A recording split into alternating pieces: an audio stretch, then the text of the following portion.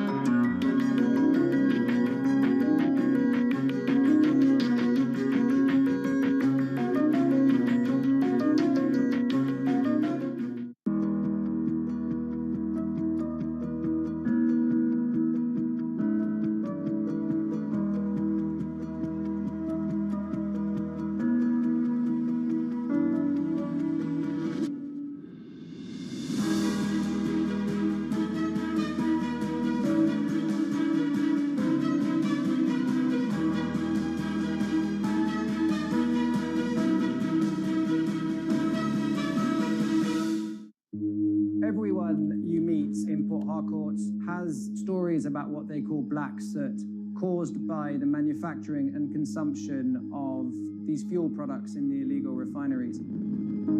Oil theft, known as bunkering, and the refining of its spoils is worsening the damage from decades of fossil fuel exploitation, creating one of the world's most severe ecological disasters. Our sacred forests, our homes have to give way to oil wells, and no one gets much benefit. Imagine a resident of Port Harcourt who inhales this soot every second in 24 hours, 7 days a week, 30 days in the month, and for years now, we are dying slowly but surely, and our lifespan is reducing every day.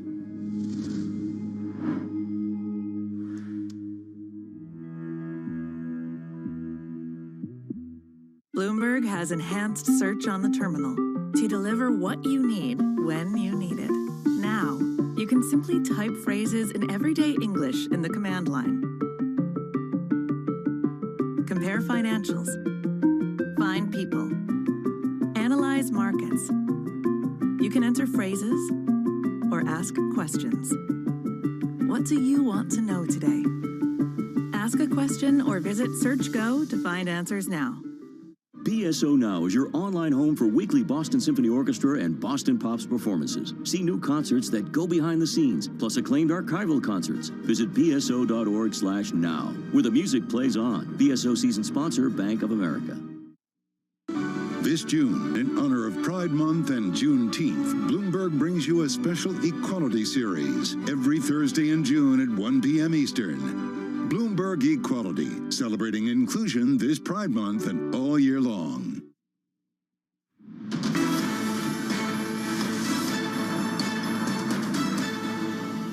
Welcome back to a special edition of Bloomberg Markets. I'm Tom McKenzie. Let's check in on these markets. Then some modest gains across the European benchmark of around 0.5%. The gain is most pronounced here in the UK. The FTSE 100 up 1% on the back of energy. Also in Spain, the Spanish IBEX gaining more than 1%. Over in France, the politics of that country with Macron, the president, losing his majority in parliament.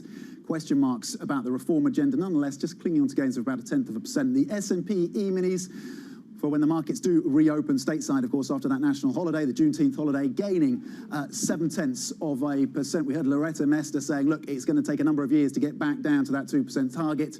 Christopher Waller, of course, of the Fed, saying he expects to see 75 basis points as the next hike in July if the data comes in as expected. Let's get back to the question of inflation then. Oil steadying after plunging almost 7% on Friday. Will Kennedy, Bloomberg Executive Editor for Energy and Commodities, joins us to kind of break down the story. And Will, let's start and recap what happened last week in terms of those energy flows, the gas flows from Russia into Europe, an almost 60% drop, and where things stand now. Yep, I mean, people are not getting the gas they have been getting. That situation remains in place. The capacity, as you say, on the Nord Stream 1 pipeline, the main link that goes directly from Russia to Germany, is still only running at 40% of capacity. We see natural gas prices in Europe up another 8% this morning after rising 43% last week. So there doesn't seem to be any change in that situation, and it continues to put upward pressure on Europe's energy costs and to risk the prospect of serious disruptions later this year, perhaps. And the response, remarkable response, we discussed this earlier on European programming, from Germany, and particularly members of the Green Party who are now in power as part of the coalition, saying it's time to get started again those coal-fired power stations in Germany to account for, or at least to make up for, what they expect to see a further energy shock. What do we know about the plans in place in Germany and elsewhere in Europe to kind of contend with this drop in gas flows? That's right. Germany is, of course, very reliant on flows of Russian gas. I mean, much of the industrial economy was built on that supply of cheap Russian energy, and they're really having to adjust very fast. So you have the amazing outcome of a green deputy prime minister, a green economy minister, having fought most of his political career to get rid of coal, is now having to say that we're going to have to use more coal. We're going to have to take coal plants that had been mothballed back into production to just have that power production this winter if there's not enough natural gas. And it really shows how energy security is trumping large parts of the climate agenda in Europe. It's not just Germany. The UK as well is making plans to keep coal-fired gas plants on this winter that had expected to close. What do you make of the drop in oil prices that we saw on Friday? Can policymakers take any comfort from that? Does it suggest that maybe we're starting to see peak oil prices? Is there any demand destruction going on here? Well, if we are seeing peak oil prices, it's because traders and investors are betting that there's going to be a recession. So I don't know that that's going to be a comfort for policymakers. One of the things that we've seen in oil markets this year is extreme volatility, and that volatility has driven away quite a lot of market participants. So the financial oil market is trying to deal with this news flow with very low liquidity, and that means that you often see more volatility, these sudden price rises. And I think it was the oil market on a quiet Friday adjusting to what the Fed was saying about having to get inflation under control and maybe dampening economic growth, and at a time when perhaps people have taking some of those bullish bets off the table. That said, when you look into the physical oil market and people's demand for crude to put in their refineries, when you look at how hard refineries are working in Europe and the US, there isn't much sign that the oil market is cooling down in the real world, where people are actually using gasoline and jet fuel and diesel. But, you know, this is a futures market. Maybe it is telling us about something about what's going to happen. I think it's too early to say. You and the team, Javier Blas as well, over at Opinion, have discussed and really done a great job on pointing out the costs of refining and how those prices have shot up. Have we seen, do those prices remain elevated? What is happening with them in the refining space? Yeah, globally, refining capacity does remain stretched. This is the peak time of year, the driving season in the US when people are driving on vacation. People are really taking back to the skies, and demand for jet fuel is rising. So those refineries are working very, very hard. And by historical standards, even for this time of year, what we're seeing in terms of how much refining capacity is being used in the US, historically, you know, you're talking about 95% of the capacity. That's historically a very high level indeed.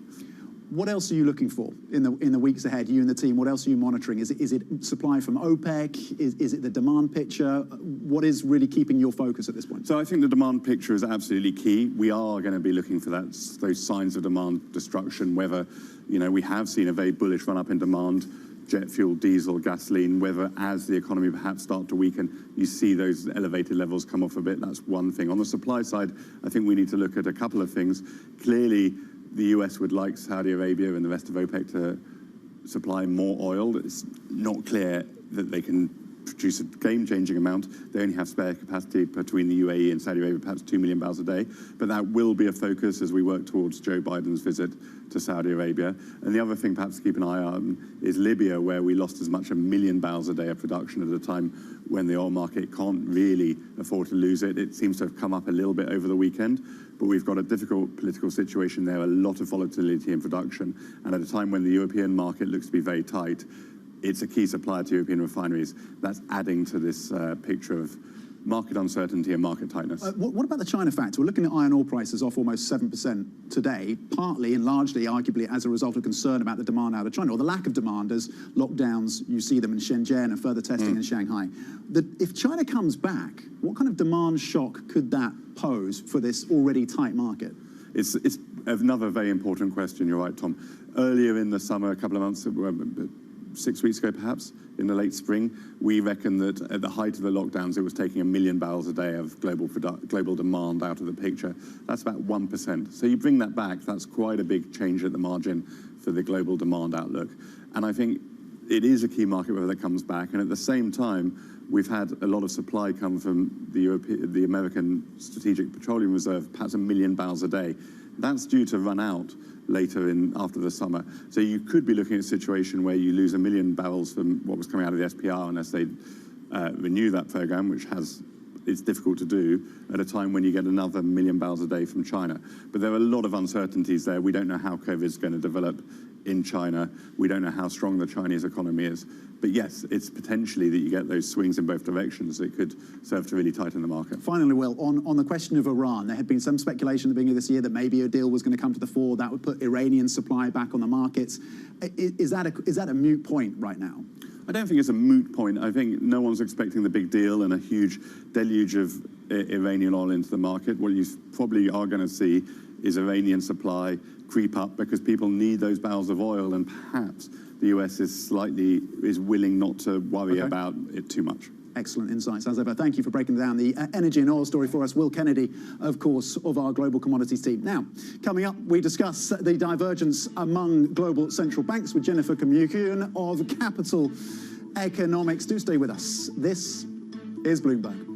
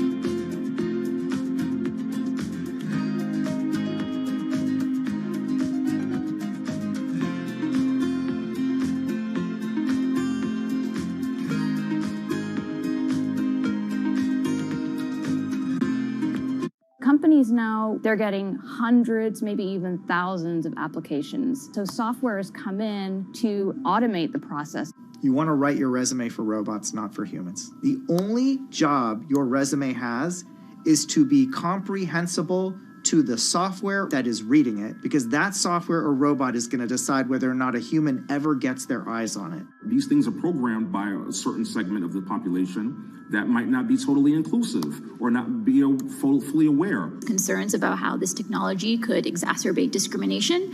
For the FTC, I think foremost, the FTC needs to be making sure that we're fully understanding this technology. We don't trust companies to self-regulate when it comes to pollution. We don't trust them to self-regulate when it comes to workplace comp. Why on earth would we trust them to self-regulate AI?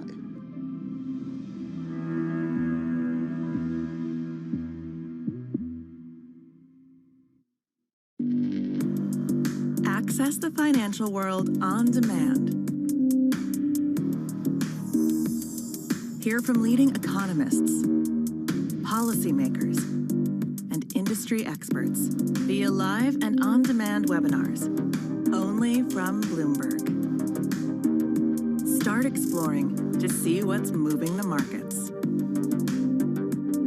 Visit Bloomberg.com/webinars. Stocked early enough all these precious materials you were just mentioning, and we were on the lucky side that our prognosis was spot on in a way, forecasting what kind of material we would need and what quantity we would need.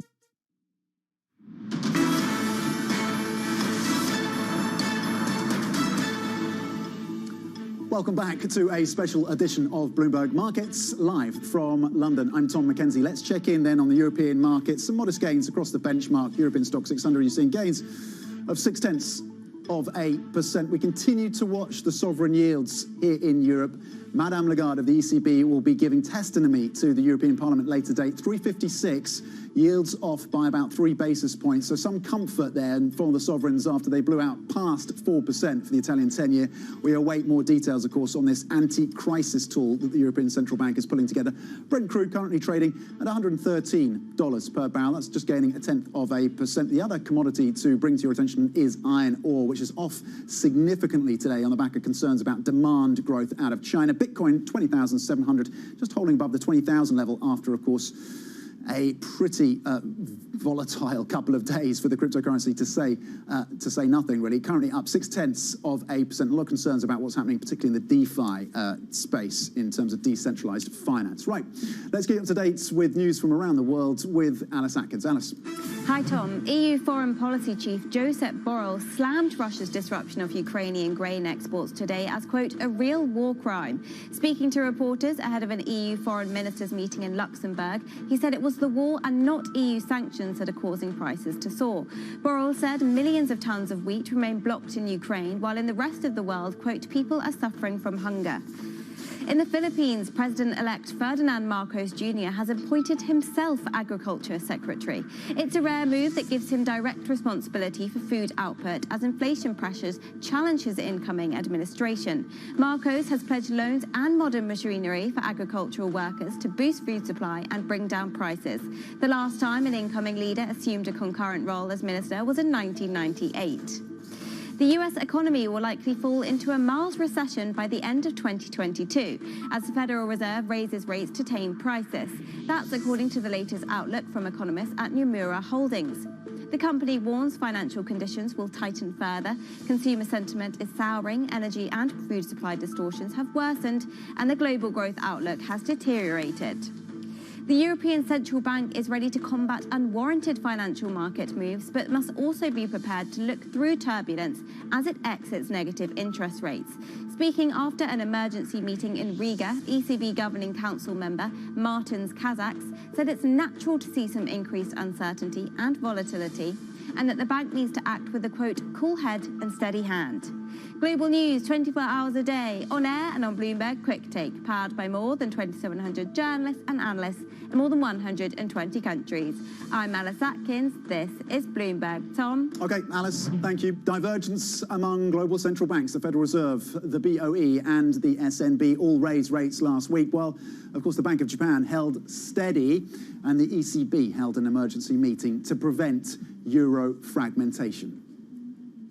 The committee decided that a larger increase in the target range was warranted at today's meeting. We believe it was necessary to increase rates today. If you look at our inflation forecast, it clearly shows that inflation is now higher. If we do see greater evidence that the current high level of inflation is becoming embedded in pricing behavior by firms, in wage setting behavior by firms and workers, then that will be the trigger. The calibration of this rate increase will depend on the updated medium-term inflation outlook. If we raise the yield ceiling in the current circumstances, we'd expect to see long-term yields rise above 0.25%, and that would weaken the effect of monetary easing. So we're not planning on doing anything like that. By the end of the year, I expect inflation to get to 7%.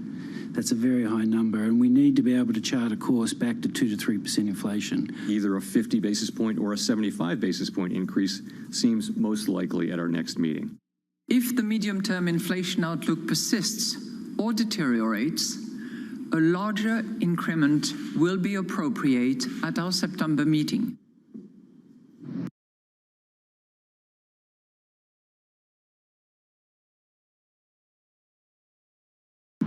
Okay, joining us now is Jennifer McEwen, Capital Economics Head of Global Economics Service. Jennifer, thank you for joining us on set. Who we didn't hear from was Loretta Mester, who said over the weekend that she expects now, she says the risks of a recession are higher and it's going to take a number of years to get back down to the Fed's target of 2% for inflation.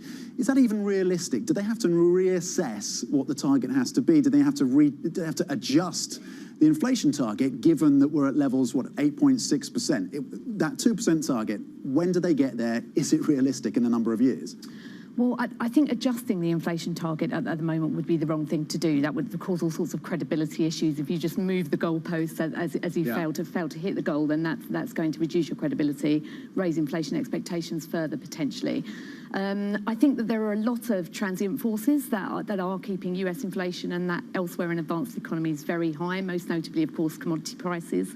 And if commodity prices start to ease off, and even if they don't actually, the very, very strong base effects, the statistical effects, are going to drag inflation down quite a long way. The key risk is whether underlying inflation in things like wages, stays relatively high going forwards, and that's where we're going to start to need to raise rates even further into restricted. And it is your case still. You would make the case that inflation is going to fall quite sharply towards the end of the year. Is that the headline level, and is that how much of that is down to comparisons, for example? Yeah, a lot of it's down to comparisons, but we also expect commodity prices to start to ease off a bit later in the year, partly as global growth starts to soften. That should take some of the heat out of commodity markets. But yes, there's a huge statistical effect, and you've really got to go some way actually to keep inflation at current highs. The big question is whether it comes down far enough, not whether it comes down at all. The average rate in advanced economies is about 8% at the moment. Even if it halves to 4%, that's obviously still much too high for central banks. And core inflation pressures, underlying inflation pressures, are likely to remain a bit too large for central banks' comfort. For and the dot plot, the Fed dot plot, foresees 3.4% by the end of this year, 3.8%. So certainly in tightening restrictive territory, if you think that the neutral is around 2.5% for the US, what is the lag between getting to 3.4% and that core part of inflation starting to be eroded as a result of higher rates? Yeah, well, the transmission from monetary policy to inflation and to real activity is notoriously long, variable. It's very hard to know just how long it's going to take to feed through. But we are seeing some signs already, I think, of policy tightening and anticipated policy tightening starting to affect spending in the US. Retail sales figures have been a little bit weaker of late, and we're seeing some tightening of financial conditions more generally, which probably is having some effects already on economic activity volatility and will help to bring those core price pressures down. We were speaking to BlackRock last week, and they said, look, we're not going to buy anything. We're not buying the dip until we see, and this is their expectation, they see the Fed having to slow down their pace of rate hikes. They think the markets are over their skis on that front because you're going to get into this slower growth environment, potentially a recession in the United States. That's when they want to be deploying capital. What do you think the rate hike cycle is looking like now? You had the likes of Christopher Waller saying another 75 basis points in July. Do we get to 3.4% by the end of this year? Or is that looking a little unrealistic given the growth concerns? Yeah, I think we do get that far on. We probably get close to 4 early next year. So I think there's... First quarter of next year, 4%? Yes, yeah. But I think there's probably a bit beyond that. We are going to start to see more signs of the economy weakening, of growth softening, and it may not be that long before the Fed actually changes tack, and perhaps we'd see a cut coming in 2024. So you should start to see financial conditions easing a bit before that, as people start to pricing that looser policy, assuming that those transitory price pressures do come off as we're expecting. And the bulls consistently say, look, what few bulls there are left now in these markets, the strength of the consumer, the strength of the household balance sheet, particularly in the US, and also corporate balance sheets, are resilient. And that is going to prevent any significant slowdown. And ultimately, the consumer can come to the rescue with this, and corporate balance sheets are still healthy. What is the data telling you about both of those?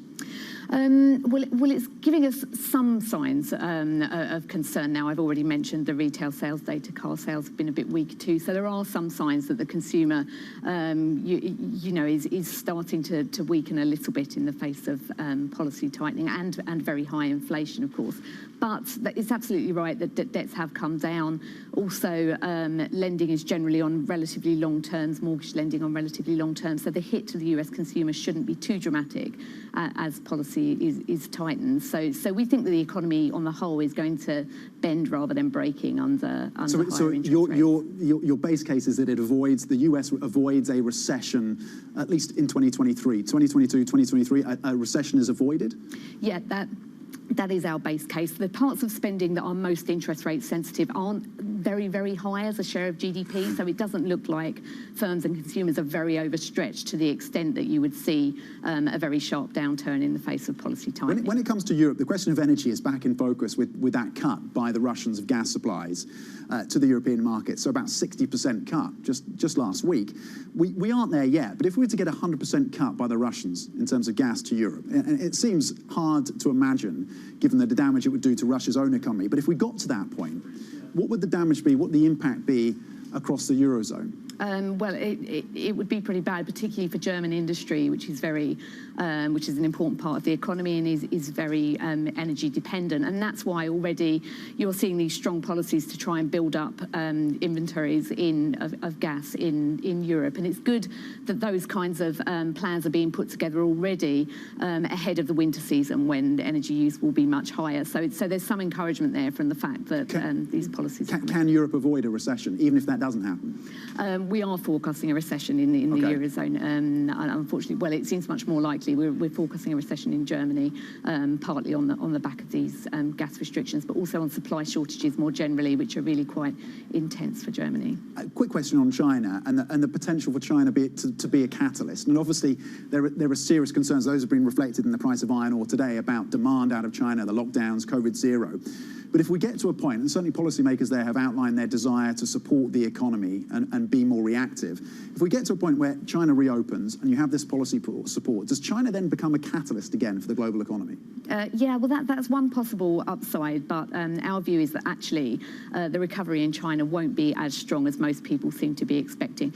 The policy support isn't going to be anywhere near as strong as that we've seen coming out, that we saw coming out of the initial stage of the pandemic. So it's very unlikely that you'll get this snapback in China, in our view, not least because policymakers are trying to take some of the heat out of the property market, trying to address leverage in the property market. So I think it's more likely that China will disappoint on the downside, and that feeds into our views on commodity prices coming off a bit. Yeah, policymakers reluctant to kind of undo the hard work that they've done to kind of delever or deleverage that economy over the last few years. Jennifer, thank you very much indeed for breaking down your outlooks for the UK, the US, and of course China as well, and what factor that can play, what role that can play. Jennifer McEwen, Head of Global Economics Service, thank you very much indeed at Capital Economics. Right, the airline industry is looking to bounce back from unprecedented pain. We will hear from JetBlue CEO Robin Hayes at the International Air Transport Association.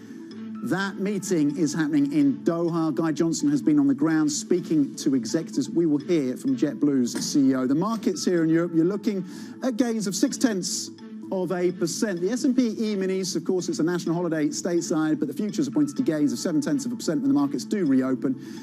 Currently at the BTPs over in Italy, 358, not much movement there. Iron ore is under pressure, down 8% now on concerns about demand out of China. Bitcoin, 20,860, still hovering around that 20,000 level after a volatile 24 hours or so, currently gaining up 1.2%. We'll see if Bitcoin can hold above what many people see as a key level for the cryptocurrency, that 20,000 level. Plenty more coming up. Stay with us. This is Bloomberg.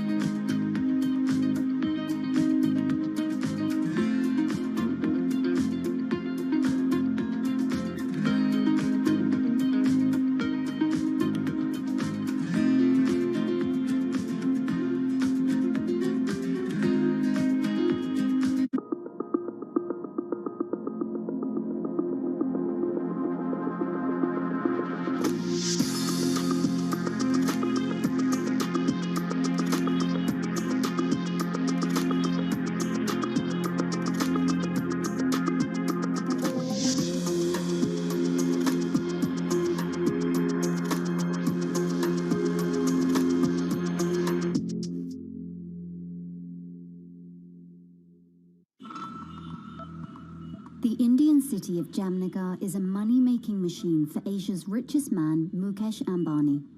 His company Reliance has the world's biggest oil refinery complex here in the city. Jamnagar is also where Ambani is making his newest bet, a $10 billion investment in green energy. His ambition is closely aligned with the Indian government's plan to reach net zero emissions by 2070. But Ambani is not alone. India's second richest man, Gautam Adani, has committed $20 billion of investment over the next decade. But India's massive dependencies on fossil fuels have some environmental advocates questioning the realism and sincerity of those green ambitions and those of its two biggest billionaires.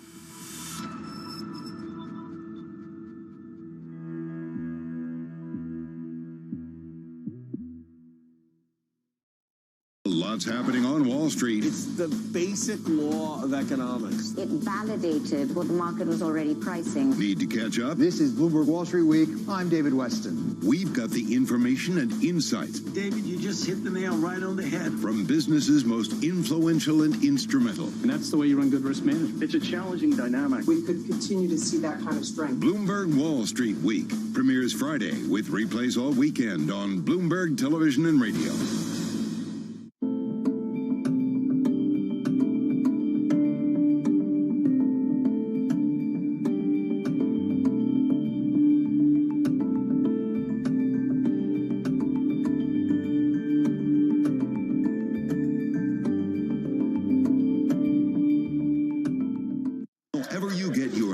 Daybreak with Lee. On Bloomberg Radio. Welcome to Daybreak Australia. This is Bloomberg Technology. This is Bloomberg Green. On TV, radio, and the web, this is Bloomberg.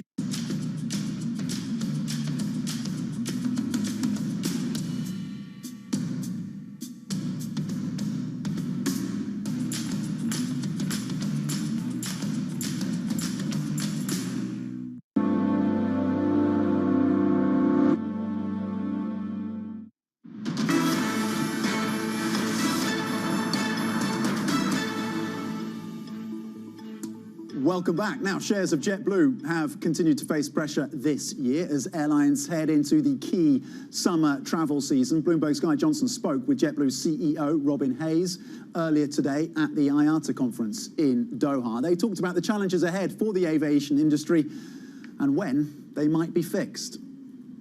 The aviation ecosystem is still, as you said, suffering from some of the same staffing challenges that we're seeing in other sectors too. You know, the aviation industry is such a finely tuned machine that when you don't have all the right resources in all the right places at the right time, it can get challenged very quickly. You know, what we saw this at JetBlue actually back in March, and we made a decision, as hard as it was at the time, because no airline wants to take flights out of the schedule, to pull our capacity down by about 10%, because we looked at what was coming up and we were just concerned at our ability to reliably operate. Do you think the regulator now needs to step in and say, enough guys, you all need to reduce capacity by 10, 15%? We're not even into summer yet, Robin. Well, I think what, for me, the most important thing, and you know what you see, Guy, and you're seeing it now, when things go wrong, people start pointing fingers at each other. The customer doesn't care. You know, the regulators, the air traffic control system, the airports, all the ground handlers, the airlines, we all have to work together to do that. And if we don't think we can operate, whether it's airports or airlines, in a reliable way, we need to bring things down. But you need to do it early. Customers don't want their flights cancelled the day before. So you know, we have to act now, and at an airport level or whatever, however we do it, we have to do our best to make sure that what we operate, we can do so reliably. How long is that demand going to be around for? The Fed's raising rates aggressively, 75 bips coming through. We're expecting more of those kind of hikes to come, maybe even more further down the road. The objective here is to crush demand. So how long is the current demand surge that we're seeing going to last with the Fed doing that, with the possibility of a recession coming down the pipe? No, it's a great question. We certainly expect to see more Fed rate hikes to kind of bring inflation back down. You know, I think there are two things I'd say about aviation, though, that are unique. First of all, there is still a lot of pent-up demand. So we know that there's a lot of people who haven't traveled for 2 years and they're not traveling this summer because what they want to do is just not available. You know, we just talked about we're all pulling flights down. It's going to make less seats available. The average price of airfares will go up because there's less seats. And so I do think you're going to see that demand flow into the fall. And secondly, business travel. Business travel is still coming back off a very low base. And so business travel is going to be better in Q4 this year than it was in Q4 last year. Let's talk about the Spirit deal. 2016, you got Virgin on the block. Alaska wants it. You're in the running. Most people in this industry talk about the fact that effectively Alaska probably overpaid for that asset because of the fact that you were pushing them pretty hard. Are you worried that you may be getting into that kind of territory with Spirit? No, I mean, we're very excited about creating this new national low-fare challenger. If you look at the value of the deal that we have on the table, you know, it offers great value when you compare it with recent opportunities like Virgin America. But having said that, you know, we're very excited. It's an all-cash offer. It's about a 60% premium of the competitive deal, and we have a lot of conviction to get it done. What are you buying here? People are talking about the fact that you're buying basically Spirit's order book. They've got a lot of aircraft on order. Is that what you're buying here? What are you buying? Well, guys, really four things. It is an order book that's exciting, and it has great similarities to our order book, so there's a lot of commonalities there. It's access to gates and infrastructure, airports that we want to be bigger in. We'd like to fly them more to markets like LAX. It's been very hard to get the gates to do that. A combined JetBlue Spirit will be a better competitor against the legacy airlines. We're buying access to skilled people. I mean, pilots, in-flight, maintenance, and we just talked about how we're all struggling with this. You take the JetBlue team and the Spirit team, both great teams, bring them together. It's going to allow us to continue to ramp up much more quickly, and also by building this bigger national low-fare airline, just appealing to a bigger group of customers. Our loyalty program, our vacations program, all of these products we can bring to more people.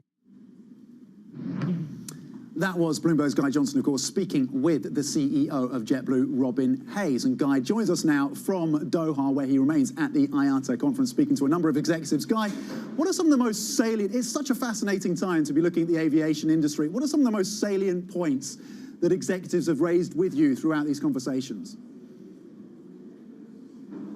So I think they are all worried about a recession, but they're trying to, Tom, balance out this idea that they've got super strong demand at the moment coming through from consumers. At the same time, they know that a recession is probably coming towards them, particularly the guys in the States, who I think are probably feeling that pressure a little bit more. So how do they bring back capacity? How fast can they bring back capacity? What's going to happen in the medium term in terms of that recession? How deep is that recession going to be? I think they probably have visibility for about the next 6 months, and after that the crystal ball gets really quite opaque, and I think they just don't understand what the dynamics are going to look like in 12 months' time. Airline bosses by nature tend to be optimistic people. I think they're trying to be optimistic at the moment. They think that the consumer's going to hold up, but they all recognize the fact that the Fed is raising and raising aggressively, and what the Fed is doing here is trying to clip demand. So they know that that is certainly a risk for them. But at the moment, I think most of them, Tom, to be honest, are focusing on the near-term challenge of trying to get capacity back, trying to bring staff back, trying to manage super high jet fuel prices. So they've got a short-term series of issues that they need to deal with, and every day we are seeing stories about the fact that people's travel plans are being disrupted. So I think, to be honest, that's where they're focusing their attention right now. Yeah, they're spinning a lot of plates. When it comes to the question of pilots, of engineering staff, you were talking to the JetBlue CEO about that. Where are they in addressing those shortages, and how does that play out across kind of the time frame that you're looking at, that 6-month horizon? I think it's probably 6 to 12 months. I don't think this is not going to be fixed this summer. That is crystal clear. So Robin Hayes is talking about the fact that you're probably going to have to see some sort of regulatory intervention here. You're already starting to see it in the UK. Heathrow stepping in. You guys need to reduce capacity by 10%. Gatwick's doing the same thing. You guys need to reduce your summer schedule by 10%, 15% in some cases. We need to have that clarity so that customers aren't turning up at the airport and having their flights cancelled. So I think that's the stage we're now getting at. It is not going to be resolved this summer. They are trying to bring people back as quickly as they can. But we're in June. July and August are going to be incredibly busy. It ain't going to be fixed by then, Tom. So I think it's going to be a very, very bumpy summer. And this is where life gets really interesting for the consumer, from the consumer perspective. Fares are really expensive, but the experience is not living up to that expectation. So people are paying up top dollar for their seats, but then they're having huge problems getting through the airport, getting onto the aircraft, making sure their bags turn up. All of those issues are going to be with us for a while. Guy Johnson on the ground at Doha. Thank you. Fascinating conversations there. Now, coming up, it has been 2 years since the death of George Floyd. We will hear from the attorney who represented his family in the wrongful death lawsuit against the city of Minneapolis. Stay with us. This is Bloomberg.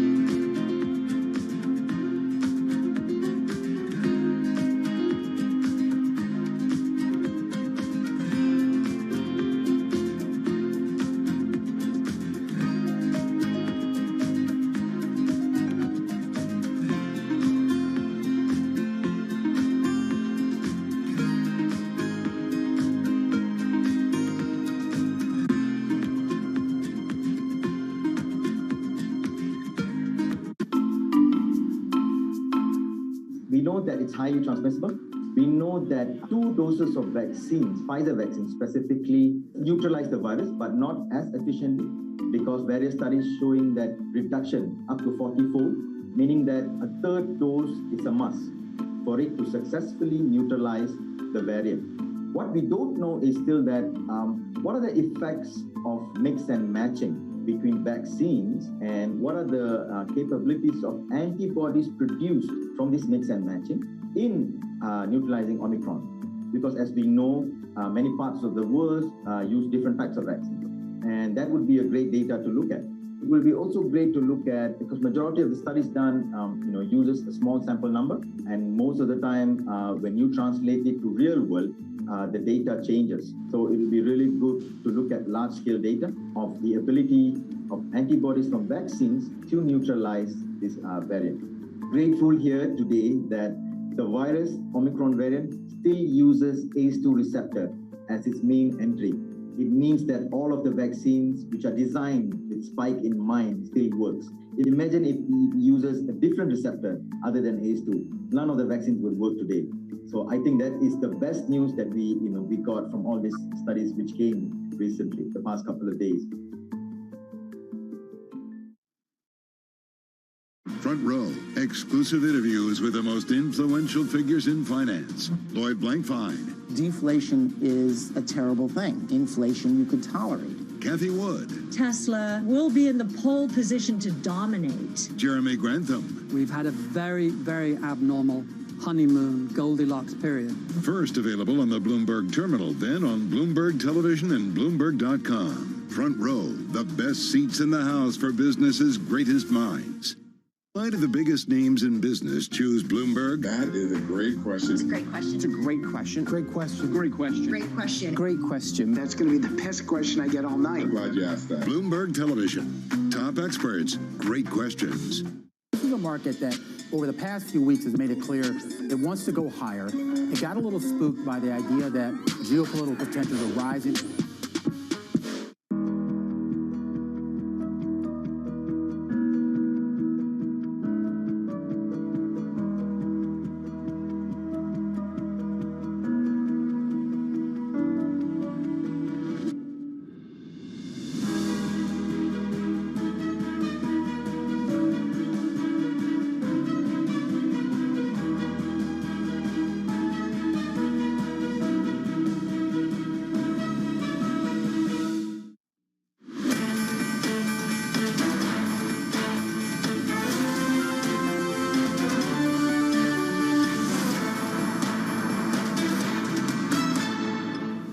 Welcome to a special edition of Bloomberg Markets. I'm Tom McKenzie. It is 1 p.m. here in London, 8 a.m. in New York, and 8 p.m.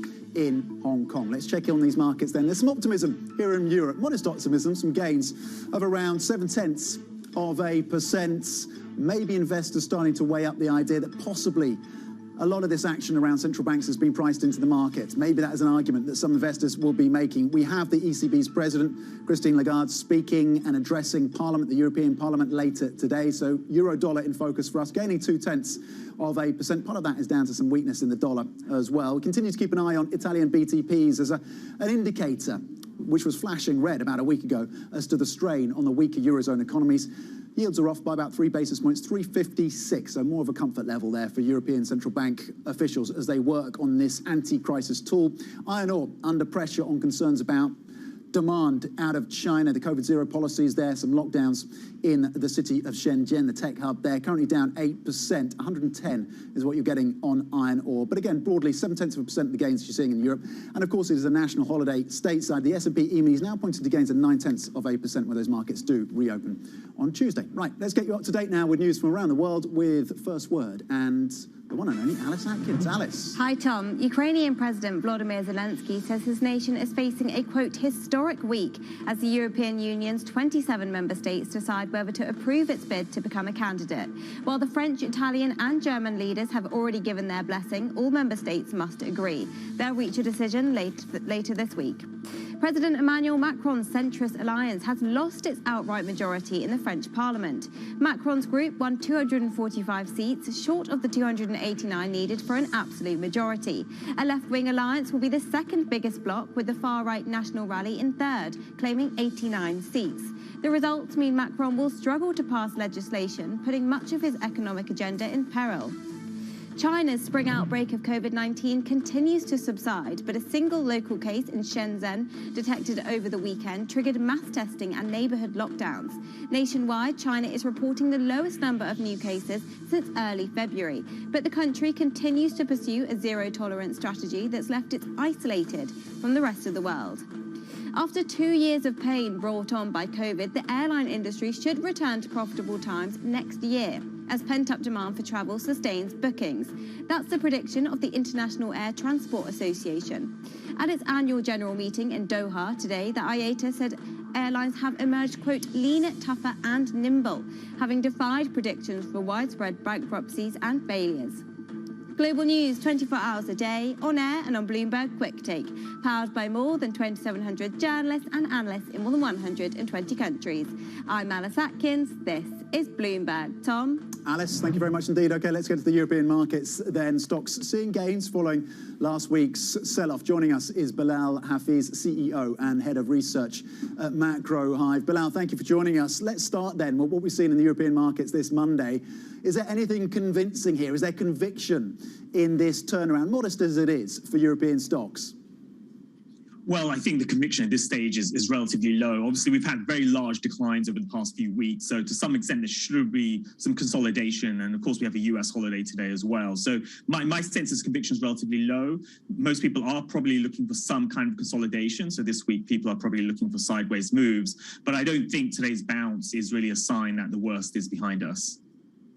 OK, not the sign that the worst is behind us. I think when it comes to the question of politics, I just wonder if you think that the markets are not pricing enough in terms of political risk when it comes to either the UK here with Boris Johnson or indeed over in France with Macron losing his supermajority. The French equities currently, the CAC 40 is gaining 0.3%.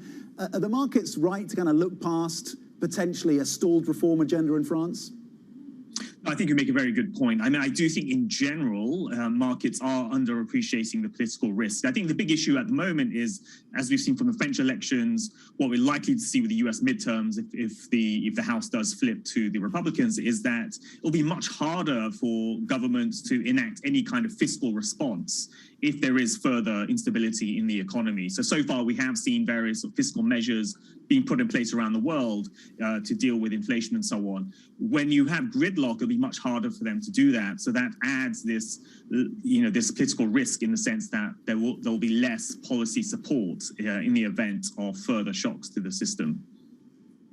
There's a redhead crossing the terminal. I'll just bring it to your attention, to our viewers' attention, Bilal. The Russian ruble has risen to 55.47 per dollar. That's the highest since 2015. So strength in the ruble, and you have to wonder whether the central bank there steps in to kind of address that strength in the ruble. Of course, the caveat being that it is not easy to trade, particularly for foreign investors, if indeed they wanted exposure to the Russian ruble. But I want to tie that to what's happening with the question of gas. And you saw that cut by the Russians of gas flows into Europe. How much of a flashing red warning was that for you in terms of just reminding us of the vulnerability to Europe of those gas inflows, or at least the reduction in gas inflows from Russia? I think the currency strength and all of these sorts of things just tells you how much power Russia still has in the overall economy, global economy, and especially the European economy. Europe's been debating for a long time now what they should do about Russian energy imports.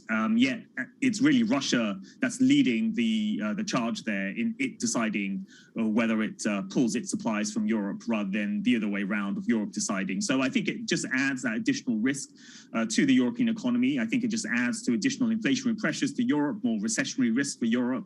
And it also suggests that the Europeans are playing, are kind of lagging or acting more in a reactive way to the conflict with Russia rather than being proactive, and they themselves deciding when to cut off energy supplies from Russia. Bilal, how does all of this inform your geographical preference, if you do have one, a regional preference when it comes to equities and your exposure to stocks?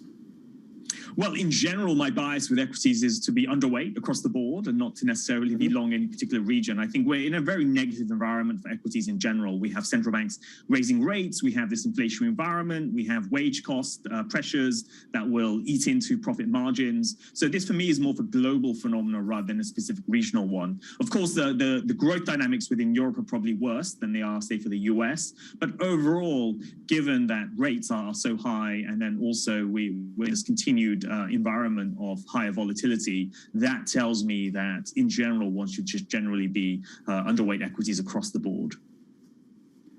And then tie that then to your views on earnings, because if you're looking at 3.4% by the end of this year, as the dot plot suggests, 3.8% in 2023, should we be bracing ourselves for earnings downgrades when it comes to, as we look ahead, that 12 months into 2023? What do you think it's going to do to kind of EPS? Yeah, absolutely. I think at the moment, expected EPS growth is still positive for the next 12 months. So much of the equity weakness we've seen so far this year has been due to a derating, i.e. PE ratio has been falling rather than earning expectations falling. So I think the next shoe to drop, so to speak, will be downgrades to earnings. And this goes into the larger question of recessionary risks. Is the market underestimating or correctly appreciating the risks to growth overall? But I think this is the big story now, I think, for the rest of this year. You know, how much will earnings estimates be downgraded? What will be the pressure on profit margins? And so overall, my sense is that there will be quite significant declines in EPS expectations going forward. Okay, let's unpack that a little bit, Bilal, if we can. Which sectors do you see as most vulnerable then to those downgrades? Well, the clearest sort of sectors for those downgrades are, I think, one is tech. I think in general will come under a lot of pressure. So obviously that's skewed more towards the US than other regions. In some ways, tech has benefited the most from a low rates environment. And what we are likely to see with higher rates is the tech sector will come under pressure. Then also companies will start to scale back on their expenditure on software and so on as well. So I think that'll be one sector that will be hit. The other one, I think, is the consumer side, where we're likely to see as rates go up, as we get more recessionary risk possibilities, then all the consumer discretionary side of the economy will really start to come under pressure as well. So for me, those are probably the most vulnerable. Then on the flip side, you have the commodity-related sector, energy, utilities, and then also oil companies that will probably do relatively well in the overall context. Okay, so that's an example. Those are examples of where you could be hiding out in this environment. Yeah. Does energy still work, though, Bilal, if we get into a recessionary environment? History would suggest that that sector comes under pressure once growth starts to slow significantly.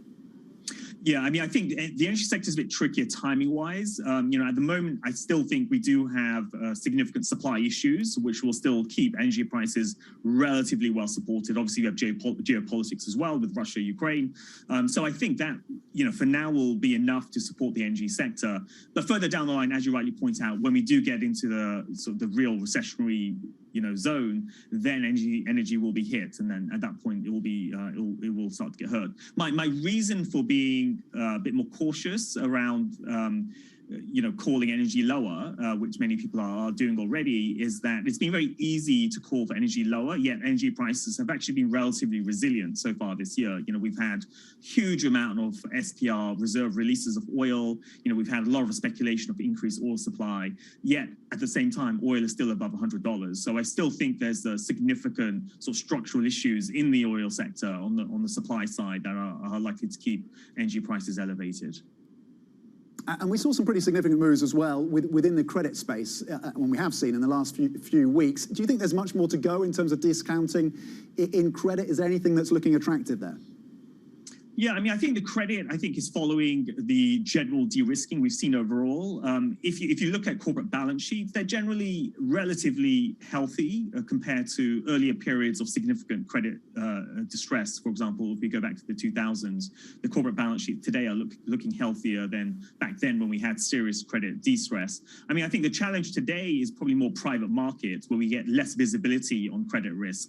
And I think private markets have really expanded significantly over the last 5-10 years, whether that's private equity, venture capital, and so on. So I think that's where probably the bodies are buried, and that's probably the areas where we're going to see more significant and meaningful credit-related unwinds.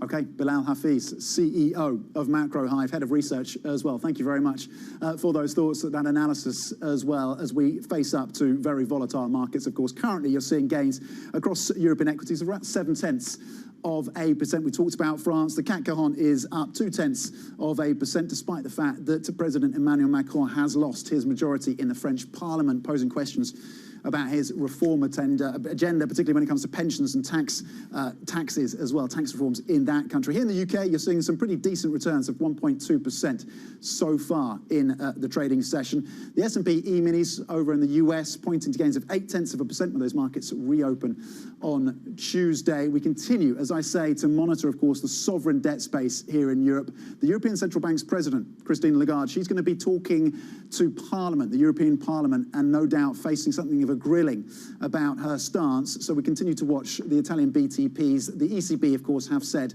that they are building out an anti-crisis tool to address the concerns and the indebtedness of weaker nations as they look to raise rates. The Italian 10-year currently at 3.55. Iron ore really under pressure, down 8%. That's linked to concerns about China and the demand there. Euro dollar, as we continue to look ahead to Madame Lagarde, 105, up 0.2%. And in the crypto space as well, just worth flagging that Bitcoin is currently trading just above 20,000, a little up 0.1% for the main cryptocurrency. Coming up, the Bloomberg Qatar Economic Forum is returning in person for its second year. We get over to Doha for a preview of what's to come. This is Bloomberg.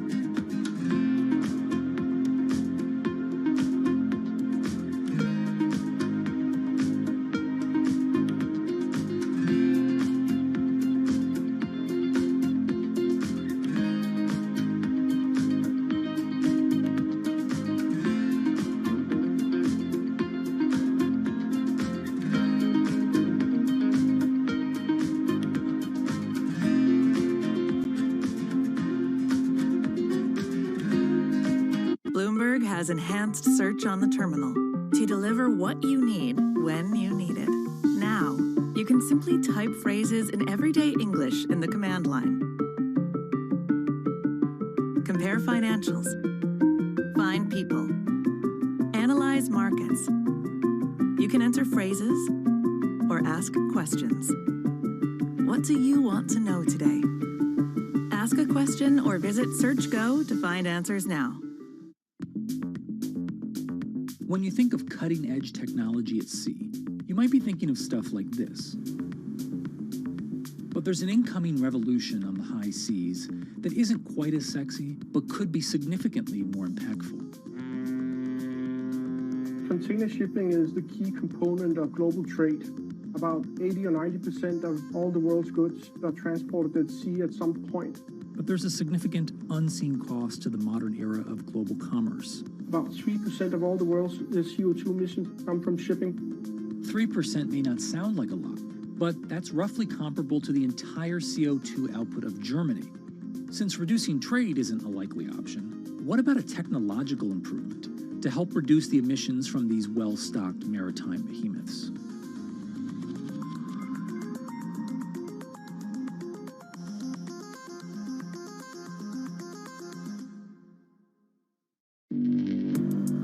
Access the financial world on demand. Hear from leading economists, policymakers, and industry experts via live and on-demand webinars, only from Bloomberg. Start exploring to see what's moving the markets. Visit Bloomberg.com/webinars.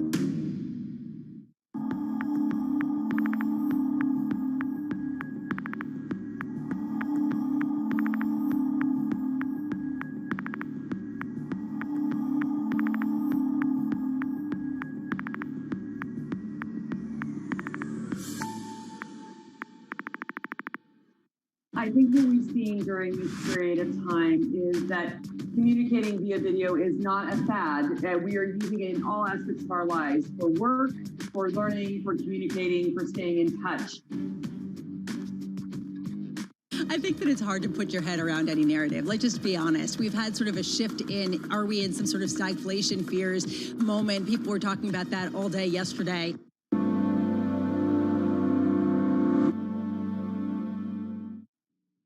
This June, in honor of Pride Month and Juneteenth, Bloomberg brings you a special equality series every Thursday in June at 1 p.m. Eastern. Bloomberg Equality, celebrating inclusion this Pride Month and all year long.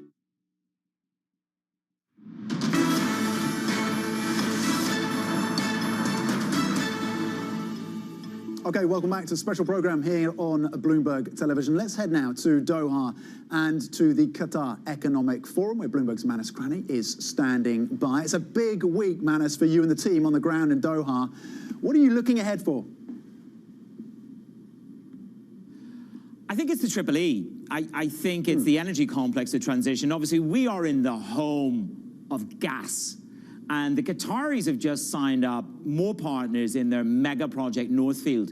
Claudia Descalzi was here yesterday. Puyane was here just a few weeks ago. Let's see whether Shell turn up to sign the documents. So it's energy and the energy complex. Where you are, Tom, the energy crisis is very real. In Europe, they are being asphyxiated on a daily basis by Russia. So how does this Qatari gas plug the long-term hole? Exogenous shocks. We're going to spend a lot of time talking about recession risk, hard landing, according to New York Fed, is at 80%. Stocks are rising at the moment, but are we pricing in the worst case scenario? And of course, there's one final E. Elon Musk is going to join us. Well, not me personally, but our editor-in-chief, John Micklethwaite. And you can imagine that conversation is apparently he's been sort of trying to raise funds, strangely enough, from the Qataris, $1/3 of $1 billion. So it's timely that he appears here at the Bloomberg Qatar Economic Forum to have a discussion. I suppose maybe just a passing thought, Tom, bit of Bitcoin, bit of Dogecoin, but the big conversation is energy and the risks. Okay, well, we definitely want to get your thoughts, more thoughts on Elon Musk, of course, that important interview with John Micklethwaite, our editor-in-chief, tomorrow. But let's get a little bit more on the energy complex then, Manus. What is the ability, as things stand, for the Qataris to kind of meet that demand? The Europeans are going cap in hand. They're desperate for their stuff, the LNG. How much excess capacity, spare capacity, do the Qataris have at this point? Well, there's a great sort of thing in life, isn't there? There's the differential between capacity, choice, and keeping your allies, let's say, happy. So my take is that the big Northfield capacity add in terms of natural gas, or LNG, excuse me, from this region is a 5-year trade. That's not the trade right now. They supply plentiful to Asia and to other markets. It's a question of political will to pare back your supply to Asia, perhaps, and the East, and drive that to the north, to the European, to the heart of the crisis. That is as much as economic decision, where you keep your customers happy who already have long-term contracts, with your political will to be closer to your G10 allies in a certain way, and to the United States of America. So I think there's a great deal of play here. We've got Mohammed bin Salman, who is the leader of Saudi Arabia, doing a tour of the region. Biden is going to go to Saudi Arabia. I think there's a big backdrop of energy politics at play between Qatar, Saudi, OPEC, and of course the United States of America. So it's going to be a fascinating sort of conversation in terms of, you know, how does Europe really plug that gap? What do the Americans do for the rapprochement with Saudi? And of course, this is there's a wonderful phrase somebody once used when I went to a 40th birthday party. Somebody turned around and said to me, wow, this is very arriveste. So I leave you with that thought. This could be a very arriveste moment for the Qataris. The arriveste moment for the Qataris. But quick question, Manus. We got to before you let you go, we got to ask about oil. Then we got to ask about Elon Musk. Let's get back to the oil piece. You monitor these markets on a day-to-day basis. You saw that drop on Friday.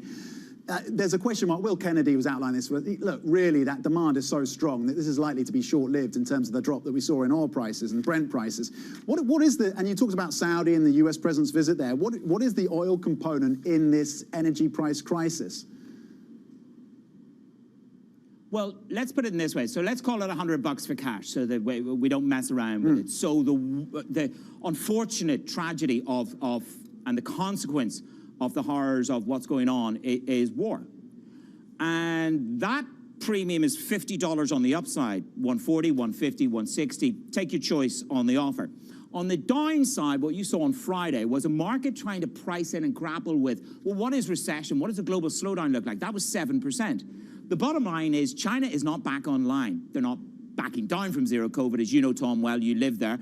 But they are not back online in terms of gas, in terms of oil, in terms of product. But when they ramp up through the back half of the year, how much more pressure will that put upon the oil market and then the products market? So what I would say to you is 7 to 10% is sort of the recession obsession versus a much, much bigger, the horror of war component, which is in a short, tight market. Where do you see the options market trading? 130, 140, 150. So that's what people are trying to grapple with here, Tom. Oh yeah, 1 million barrels a day from the energy markets team at Bloomberg is how they quantify that China demand or lack of demand as things stand. When it comes to Elon Musk, Manus, then, you talked about Dogecoin, Twitter, of course, and that bid, whether or not indeed he pursues it, if he can continue to pursue it, or if indeed he can pull back from it legally. That's a big question mark. What else are we going to be listening out for in that conversation? And it's a rare interview with Elon Musk with a media organisation like ours. Look, it is a very rare opportunity. It's going to be interesting to see John interview Elon. I have no foresight on what questions our editor-in-chief is going to be asking Elon, but it must be an incredibly difficult combination to run one of the market-leading electric vehicle companies in the world, and the battery storage and the technology that he has developed, and yet at the same time take on, in many ways, the right and the concept of what is free speech in many ways is what Twitter is. So it's difficult, isn't it? I mean, it's an incredibly complex deal, more than anything else in terms of financing, who's on your roster, who's on your side, and you know what needs to happen to get the deal over the line. I'm really looking forward to it in terms of, I would say, a very British editor-in-chief with a very interesting South African global entrepreneur. Yeah, it's going to be very colourful, isn't it? A conversation around Bitcoin, maybe, as you say, SpaceX, Tesla, of course, maybe the Boring Company, and of course the question of Twitter, that valuation spread. We see it now on the screen, $37 for Twitter. I wonder will he give Dogecoin a wee shout out? That's the other thing. Yeah, as he did on SNL, he gave Dogecoin a little bit of a shout out, didn't he, over the weekend? Yeah. As he did, yeah. There you go. Manus, briefly, anything else you're looking for? You've outlined it brilliantly. Anything else you're going to be kind of focused on, zeroed in on for the next few days in Qatar?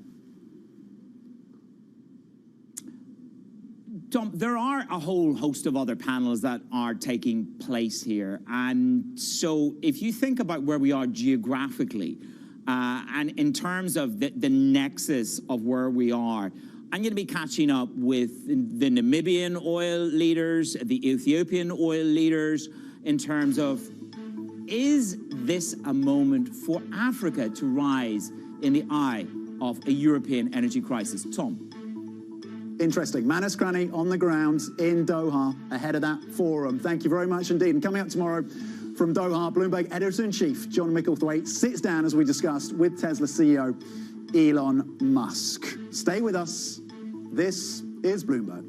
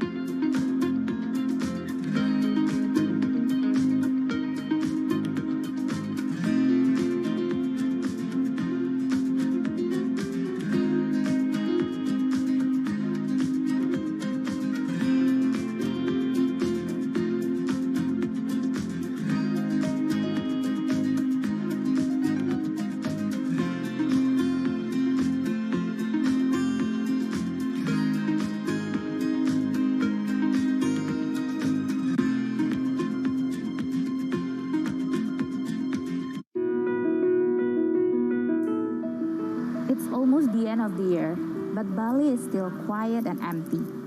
I am here in Kuta Legian, one of the main walking streets here that is used to be a tourist spot for beach, dining, shopping, but many shops here are still closed. Most of the outlets are either for rent or for sale as they have run out of business.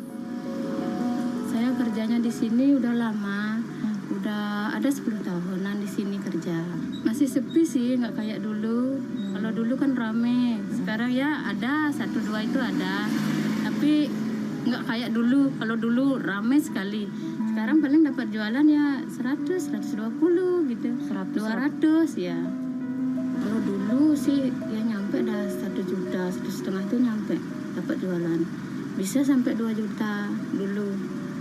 Sekarang nggak pernah lagi dapat segitu, sama aja. Belum ada turis ke Bali, masih ya domestik aja. While Bali has reopened its borders for foreign tourists since October, they're still not coming in. Many international airlines are yet to reinstate their direct flight to the island. Balinese people here really hope they can see more people from Australia, China, and Europe to come visit next year.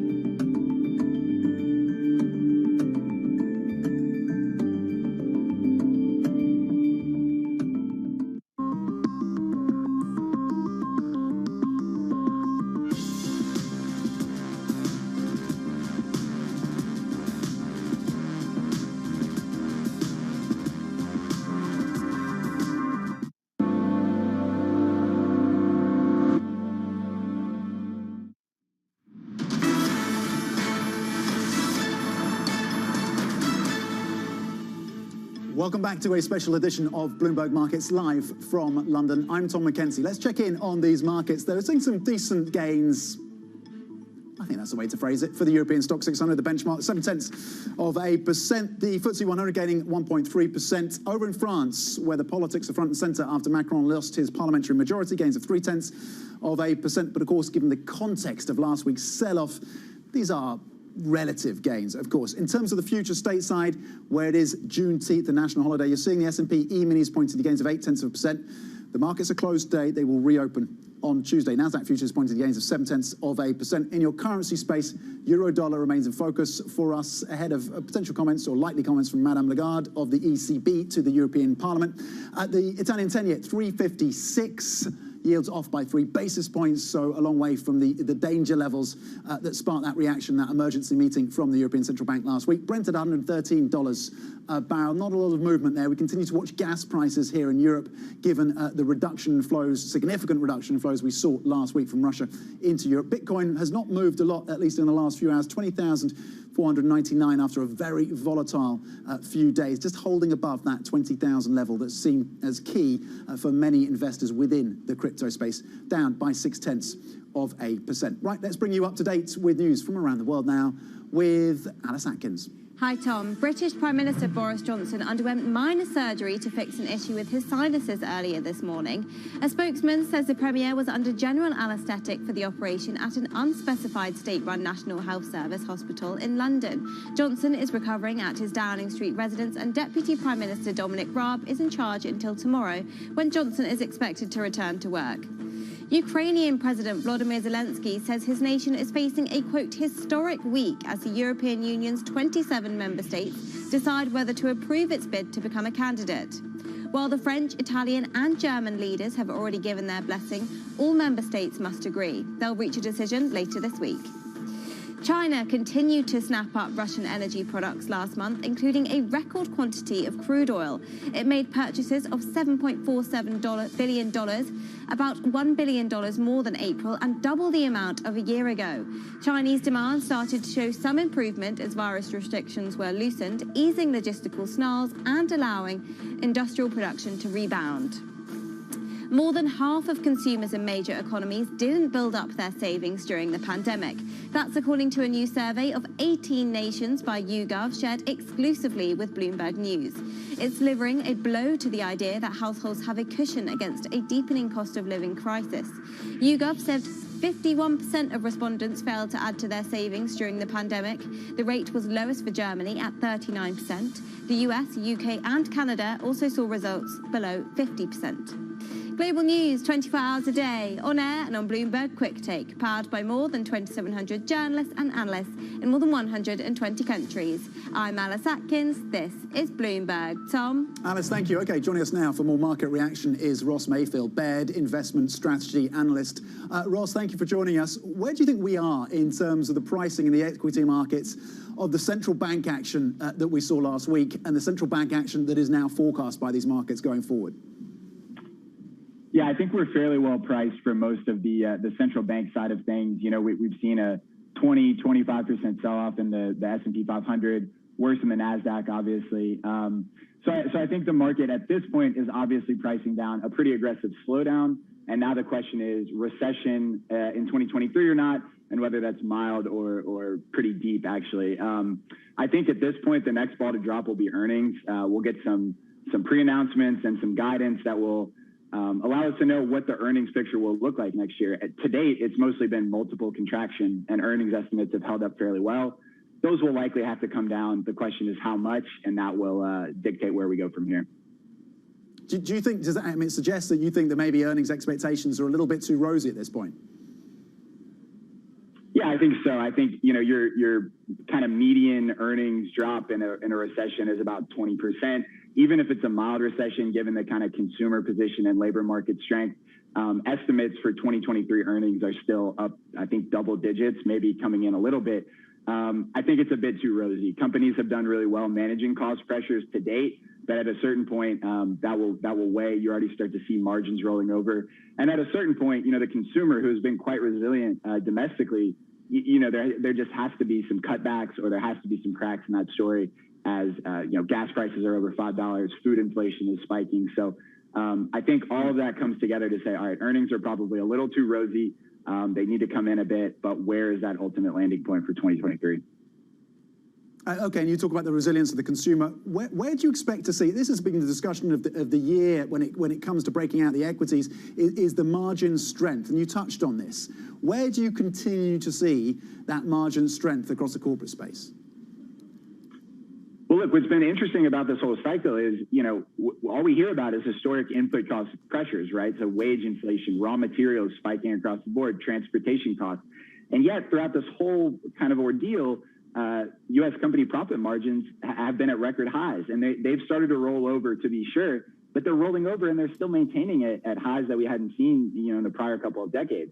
So at the same time, you know, productivity metrics are kind of waning. So there suggests that there have been some really, you know, impressive productivity gains made, or at the very least, workers are, you know, kind of working more and carrying more burden. But, you know, we see it across sectors, really. And I do think it will come in, but there's kind of been a much longer secular trend of, you know, rising margins as businesses get a little more asset light, as we kind of shift to the consumer and tech sector as part of the major indices. So I think it'll roll over. You'll see some of these pressures finally start to weigh on the bottom lines, but companies have gotten really good at managing this. And so I think even with all of these pressures, you know, it'll hold up pretty well. Where do you want to be? I mean, you're weighing up, obviously, the risks around recession. You continue to keep an eye on inflation, the question of earnings and margins. Where do you want to be hiding out at this point, Ross? Right. So I think there's kind of, you can take a barbell approach, right? So we are heading towards at least a slowdown, if not a recession. You know, that would indicate you want to be in defensive sectors and you want to be in higher quality stocks. What does higher quality mean right now? What's interesting is, you know, the high quality balance sheet companies are actually concentrated in the sectors that have been hit the hardest. So you think about some of your big cap tech, those are really strong, clean balance sheet companies, but they've sold off as interest rates have risen. So, companies that are generating free cash flow, returning it to shareholders in the form of buybacks or dividends, I think that's a really good way to play quality right now. On the flip side, energy has really taken it on the chin as there's kind of concerns about demand destruction and recession, but that's still a structurally tight market on the supply side. And we haven't even really seen China demand pick up because of their COVID-19 policy. So if we still continue to see some of these pressures on the supply side, but demand remains strong and potentially even gets stronger in the near term, I think you could see another leg up for energy commodity prices. Obviously, that's a big boon to the energy and commodity plays.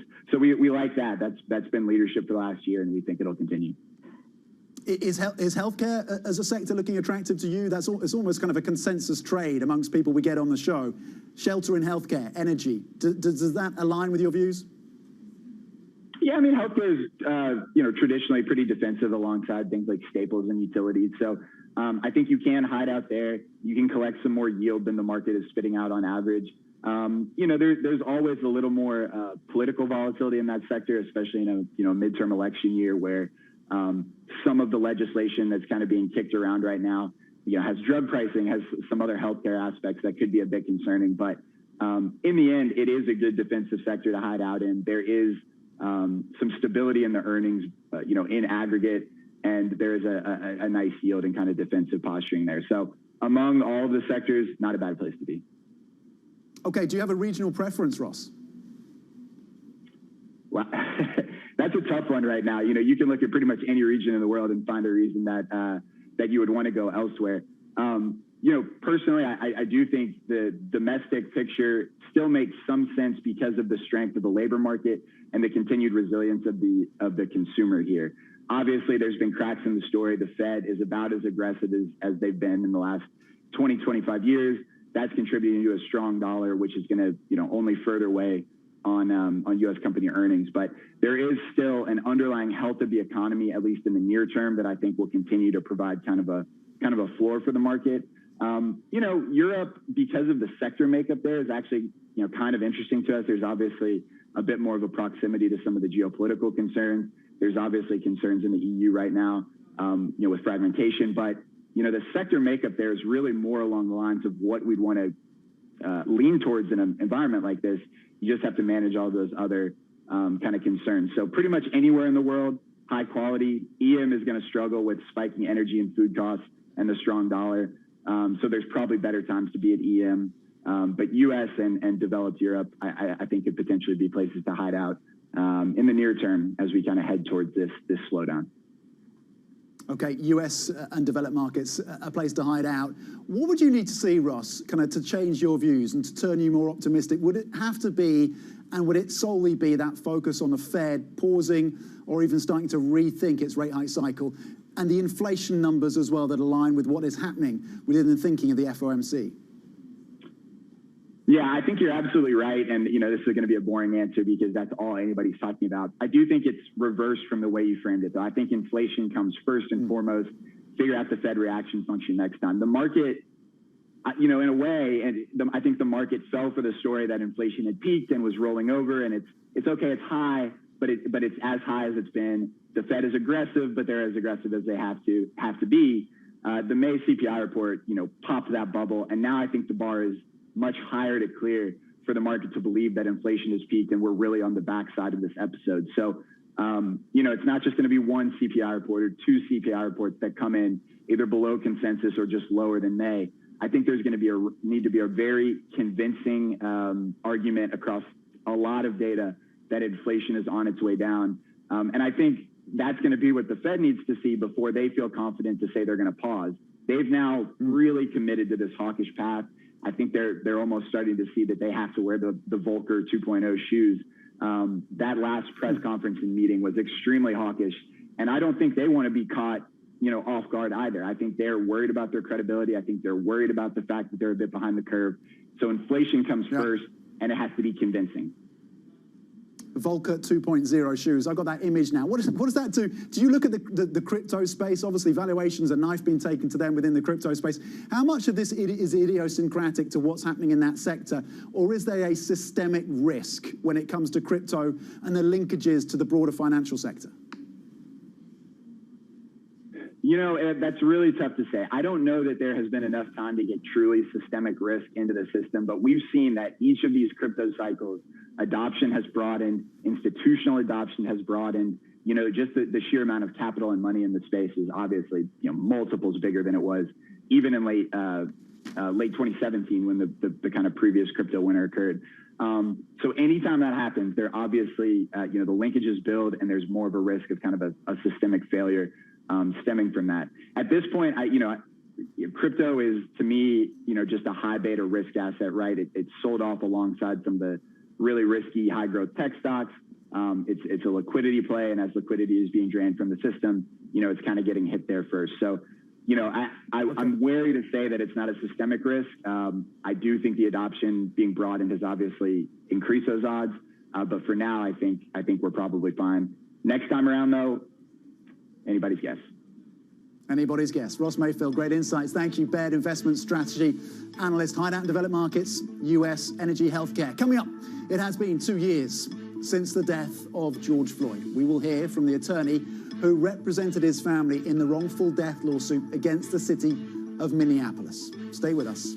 This is Bloomberg. Connection lost.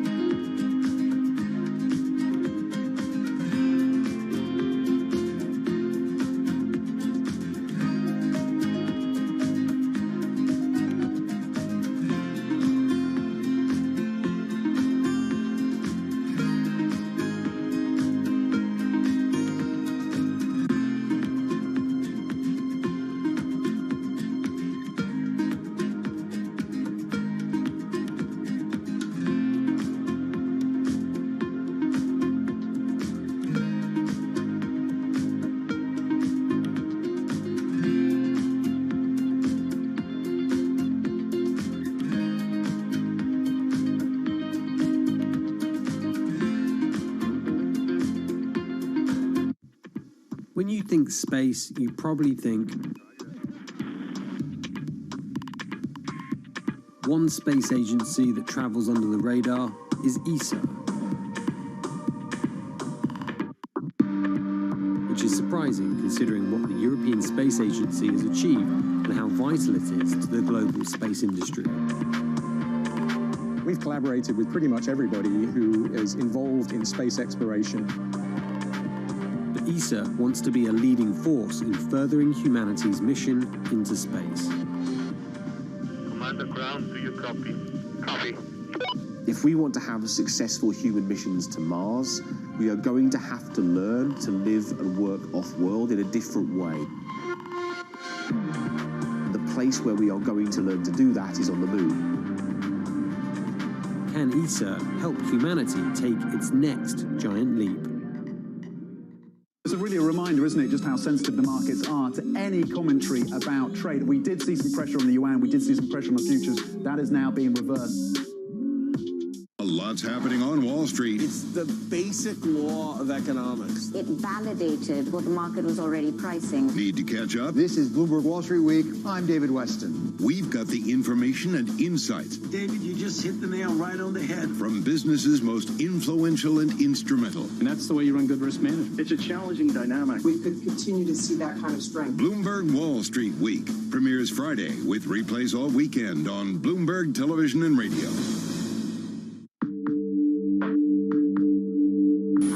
At the Delhi airport, and behind me you can see SpiceJet 737 MAX aircraft.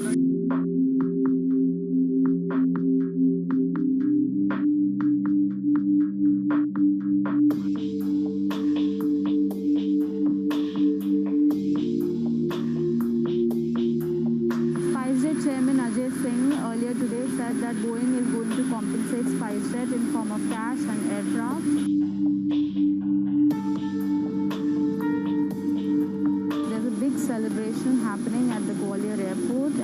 see, they've literally rolled down the red carpet for SpiceJet Chairman Ajay Singh. There are balloons, there are flowers. This is a big deal for SpiceJet because it is the only Indian operator of Boeing 737 MAX planes currently. In crypto, you have a world of young people that want their own financial system and their own culture. And it is very powerful, and I'm a big believer in it.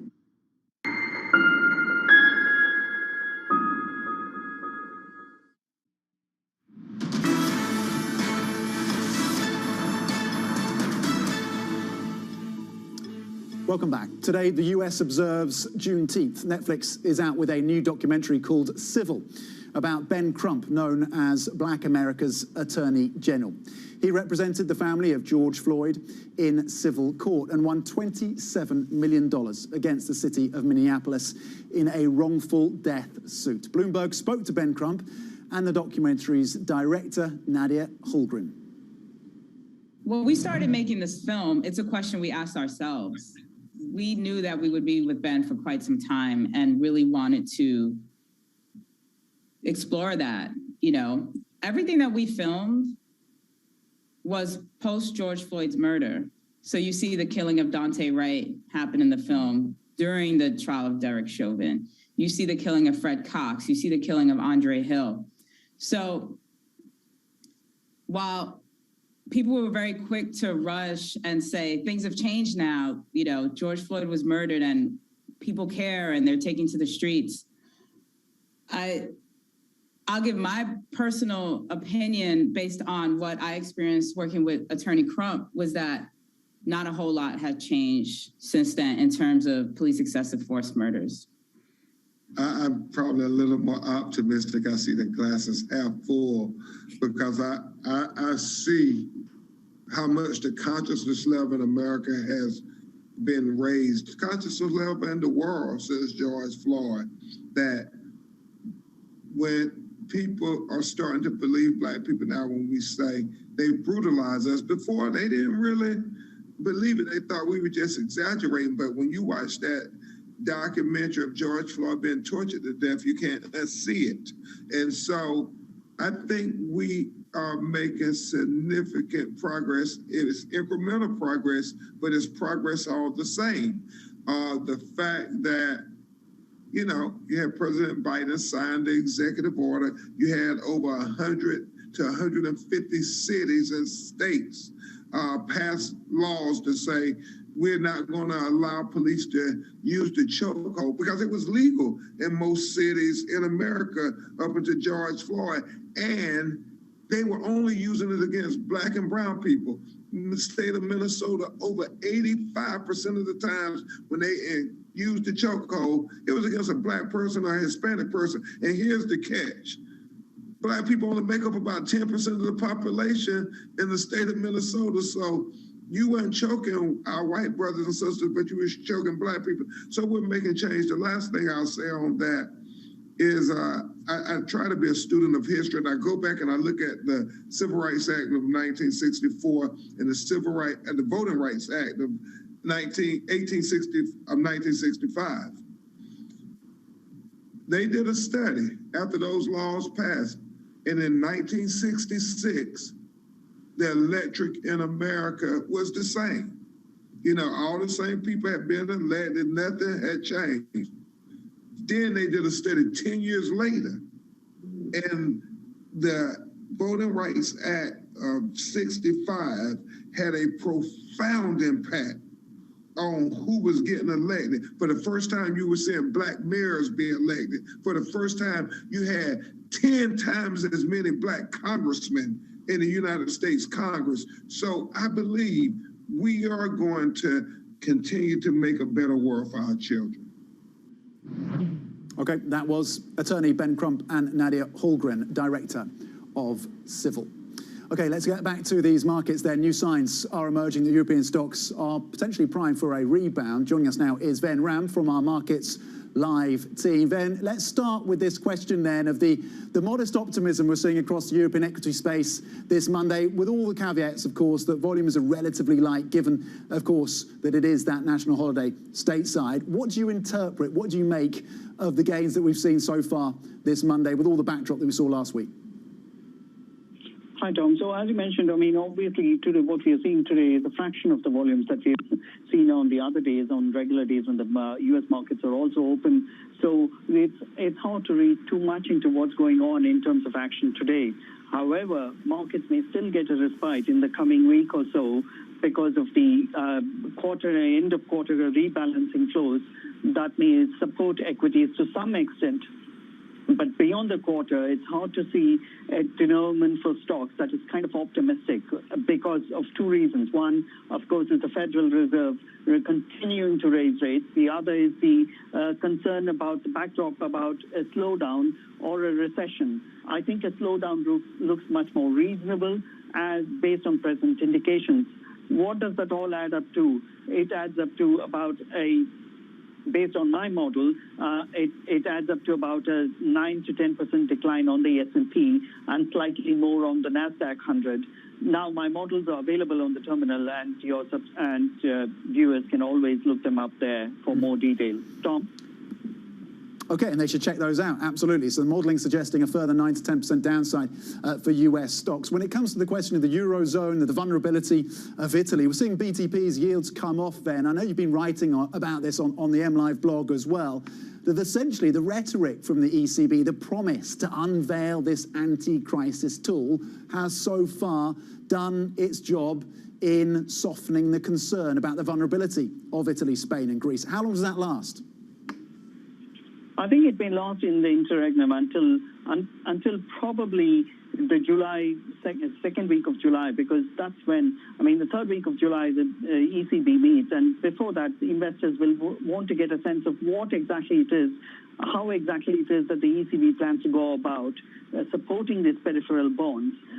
At the moment, the indications are that they will be buying BTPs, buying Spain, buying Portugal, buying all those indebted nations, bonds of indebted nations, and then to counteract that effect, they will be selling bonds and other higher rated debt securities. Now, in practice, how that will actually work out is something to be seen. But definitely, we've got parliamentary elections in Italy coming up next year as well. So there is not only the credit risk that investors will be pondering, but there is also the political risk that investors will be weighing up in the coming months. Okay, so the political risk once again for the Eurozone. The political risk is very different over in Japan. You've been writing about this as well. The Bank of Japan, of course, holding to its ultra-dovish policy stance.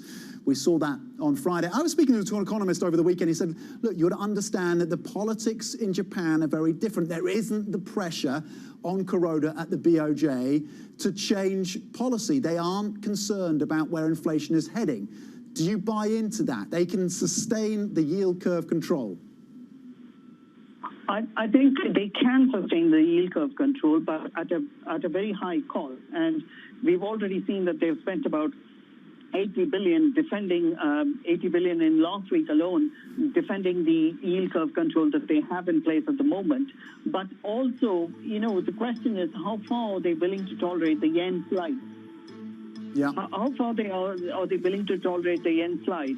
If they are willing to let the yen weaken further, then yes, okay, they can control. They can continue with that policy. Yeah. Okay, Ven, 134 on the yen as things stand. Ven Ram, thank you from our MLive team. More on FX after the break with Jane Foley. This is Bloomberg.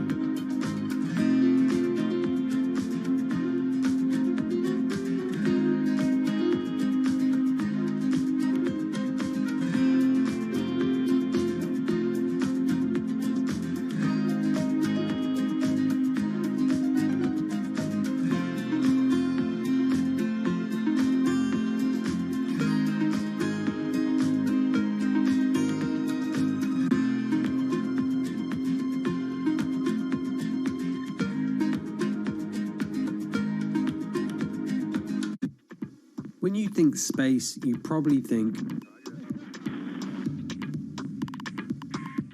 one space agency that travels under the radar is ESA, which is surprising considering what the European Space Agency has achieved and how vital it is to the global space industry. We've collaborated with pretty much everybody who is involved in space exploration. But ESA wants to be a leading force in furthering humanity's mission into space. Commander Ground, do you copy? Copy. If we want to have successful human missions to Mars, we are going to have to learn to live and work off-world in a different way. The place where we are going to learn to do that is on the moon. Can ESA help humanity take its next giant leap? Front Row, exclusive interviews with the most influential figures in finance. Lloyd Blankfein. Deflation is a terrible thing. Inflation you could tolerate. Kathy Wood. Tesla will be in the pole position to dominate. Jeremy Grantham. We've had a very, very abnormal honeymoon Goldilocks period. First available on the Bloomberg Terminal, then on Bloomberg Television and Bloomberg.com. Front Row, the best seats in the house for business's greatest minds.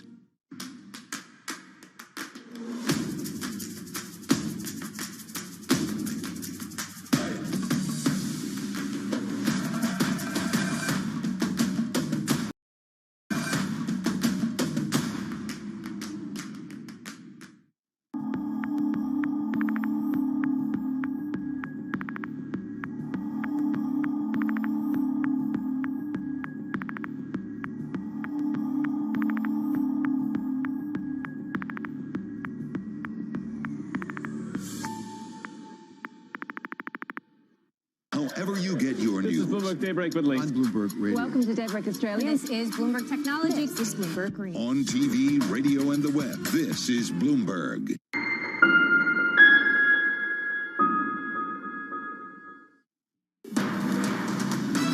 From the financial centers of the world, this is Bloomberg Markets with Alex Steele and Guy Johnson.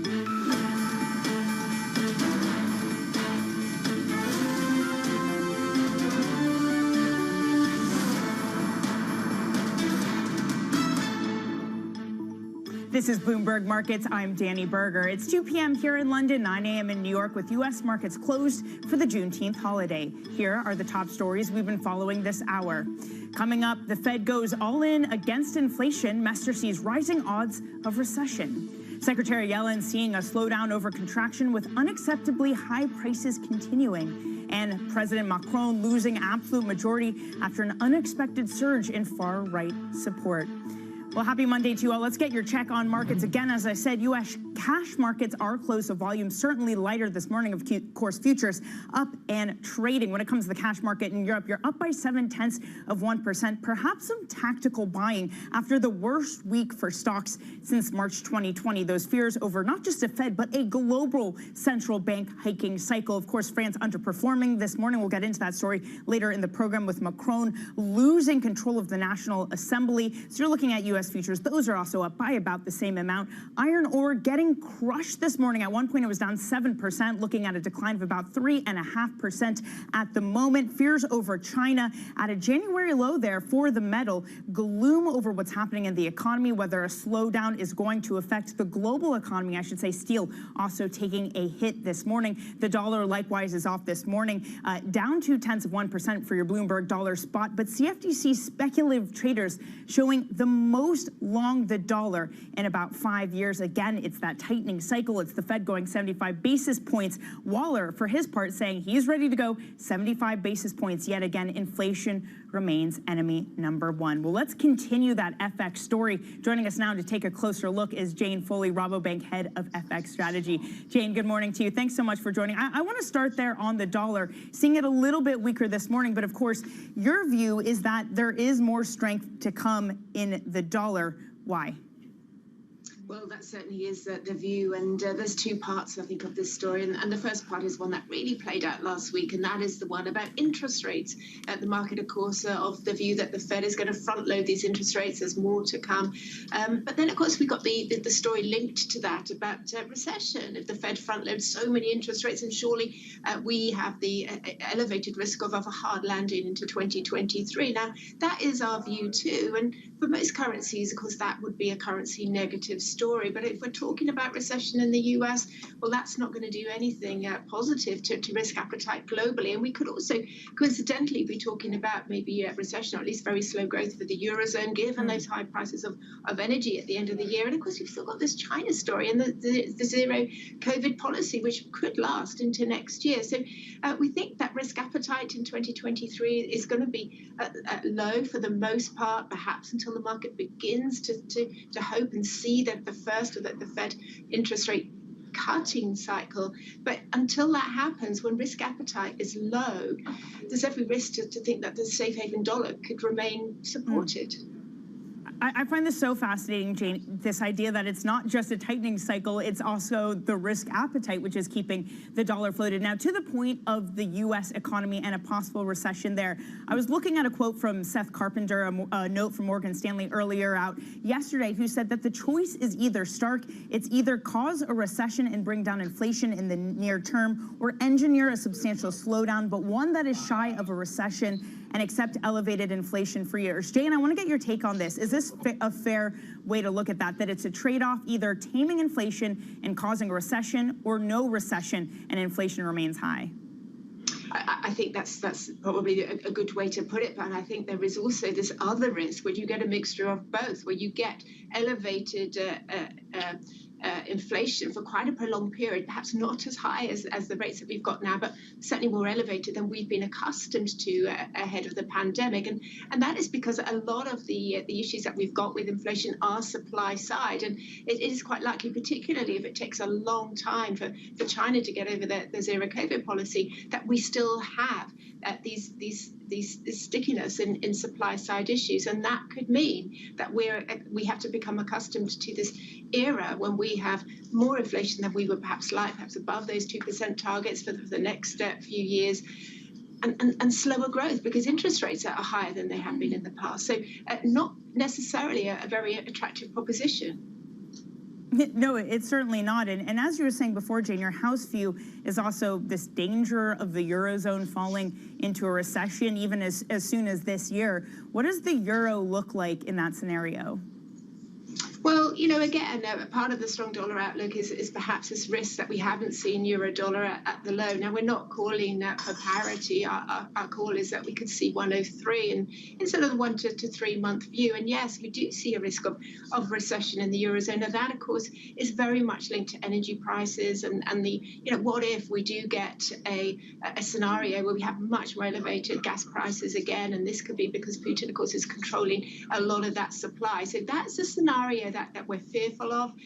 But of course, if we have that sort of scenario, if we do have recession or close to recession in the Eurozone, we've got to come back and face this view about fragmentation again. Italy certainly is one of the biggest industrialized nations in the Eurozone. Gas price hikes, oil price hikes would certainly affect its economy. And of course, if we're looking at slow growth there, that's a factor. I love how you put it that, look, if we weren't awake to the risks of fragmentation, we certainly are now. Are you at all calmed by the emergency meeting by the ECB saying that they're going to reinvest PEP, that there is another tool out there? Does that give you more confidence? It does give us confidence. I mean, perhaps it would have been a lot better if the ECB had done that originally at their meeting the week before, rather than wait and allow the markets to test them by widening up those peripheral bond spreads before coming back with that ad hoc meeting in the middle of last week. But yes, they do have something there. They said that by the September policy meeting, they'll have a little bit more detail. But if we do go into recession or close to, then we're still going to have those concerns about fragmentation, those risks about elevated debt in Italy, particularly the financial sector, etc. So the ECB really does need to stay on the front foot to try and prevent some of those market fears. And if it doesn't judge that well, that's the sort of scenario. We do have recession, and we've got these concerns about Italy, etc. That's the sort of scenario which could potentially bring us to parity. So it's not a central view, but I think we can sort of see the outline of a sort of scenario in which that could happen. And as we've been talking, Jane, we also have Lagarde. She's speaking to European lawmakers. Let me just bring you quickly what she said. She said conditions are in place to keep the economy going. She's repeated some of the official ECB language on interest rates, saying that there's a new tool to underpin commitment to reach inflation goal, that wage growth has started to pick up. It remains moderate. So, you know, not too different from what we've heard from Madame Lagarde in the past. But these fears that you're outlining, Jane, in the sort of worst case scenario, how likely is euro parity to the dollar? Again, you know, it's not our central view, but I think it would be foolhardy to say it can't happen. And again, a lot of that perhaps is in the hands of Putin and what happens to those gas prices as we go into the winter. I think that's the big risk. But, you know, if we assume that recession is a risk, and then we've got to assume that more concerns about fragmentation is a risk, you know, we can begin to see that it could happen. So not our central view, but I would certainly place it a decent probability on that potentially happening this year, particularly if the market is concerned generally about global growth as well. And that's something which could pull up the dollar at the same time where the euro could be exposed to those fragmentation concerns. All right, Jane, thank you very much, laying out all the scenarios for us. Rabobank's Jane Foley there. Now, keeping you up to date with the news from around the world, let's get your first word news with Alice Atkins. Hi, Alice. Hi, Danny. EU Foreign Policy Chief Josep Borrell slammed Russia's disruption of Ukrainian grain exports today as, quote, a real war crime. Speaking to reporters ahead of an EU foreign ministers meeting in Luxembourg, he said it was the war and not EU sanctions that are causing prices to soar. Borrell said millions of tons of wheat remain blocked in Ukraine, while in the rest of the world, quote, people are suffering from hunger. British Prime Minister Boris Johnson underwent minor surgery to fix an issue with his sinuses early this morning. A spokesman says the Premier was under general anaesthetic for the operation at an unspecified state-run National Health Service hospital in London. Johnson is recovering at his Downing Street residence, and Deputy Prime Minister Dominic Raab is in charge until tomorrow, when Johnson is expected to return to work. Hong Kong's new health chief hasn't been inspiring confidence in residents, hoping the city will end its strict quarantine policies soon. In February, Lo Chung-Mao said the city needed to maintain COVID-0 because living with the virus would, quote, get us all killed. But Lo appeared to soften his tone in the first meeting with the press on Sunday, saying not all of the mainland's COVID-19 policies would be right for Hong Kong. He pledged to carry out evidence-based COVID policies so that Hong Kong can reconnect both to the international community and to mainland China. After 2 years of pain brought on by COVID, the airline industry should return to profitable times next year, as pent-up demand for travel sustains bookings. That's a prediction of the International Air Transport Association. At its annual general meeting in Doha today, the IATA said airlines have emerged, quote, leaner, tougher and nimble, having defied predictions for widespread bankruptcies and failures. Global news 24 hours a day, on air and on Bloomberg Quick Take, powered by more than 2,700 journalists and analysts in more than 120 countries. I'm Alice Atkins. This is Bloomberg. Danny? Alice, thank you so much. Coming up on the program, Guy Johnson speaks with United CEO Scott Kirby. We'll have that conversation coming up for you next. This is Bloomberg.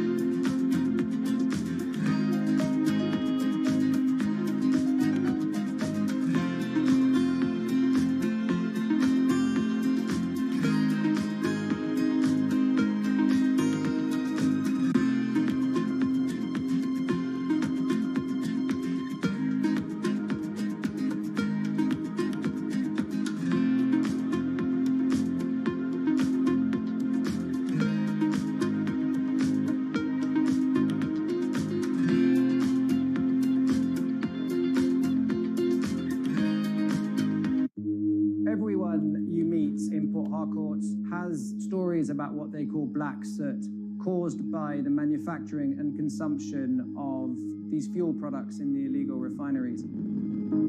Oil theft, known as bunkering, and the refining of its spoils is worsening the damage from decades of fossil fuel exploitation, creating one of the world's most severe ecological disasters.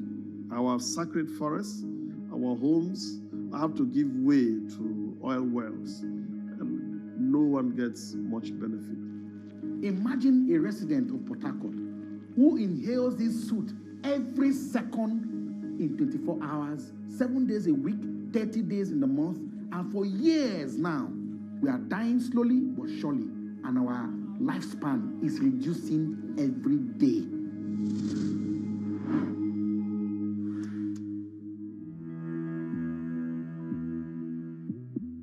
This is a market that over the past few weeks has made it clear it wants to go higher. It got a little spooked by the idea that geopolitical tensions are rising. Mercedes-Benz is on a path towards CO2 neutral mobility. So we have flicked the switch there, and really we're going to step by step electrify everything. And what does that mean? Combustion engines get electrified.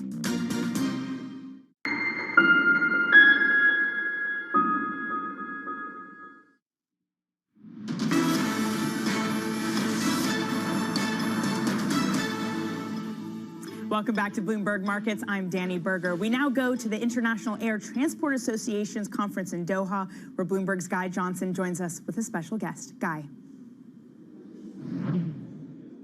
Danny, thank you very much indeed. Yeah, I'm joined by Scott Kirby. He, of course, is the CEO of United Airlines. Nice to see you. You too, Guy. It's an incredible picture for the airline sector right now. Yeah. Demand is super strong. We're post-pandemic. Yeah. Everybody wants to get on a plane right now. The problem is that actually the supply side of the equation is heavily constrained. It's taking a long time to bring the aviation industry back in its totality, not just airlines, but what's happening with air traffic control, what's happening with baggage handlers. So that side of the equation is looking quite tough. When do these two things come back into balance? Yeah, you know, I don't know. It is encouraging to see the huge increase in demand that we've seen really around the world, most recently with the change of the testing requirements here in Europe.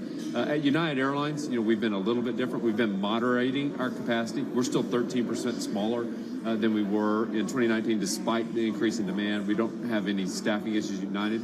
To your point, there are a lot of infrastructure around, air traffic control being the biggest, that are causing real challenges for us and for others in the industry. Just give me a flavor of how bad it is. Like on a typical day, you're trying to run your airline. Where are the bottlenecks? How significant are they? So in the U.S. industry, at least, the biggest bottleneck is probably air traffic control.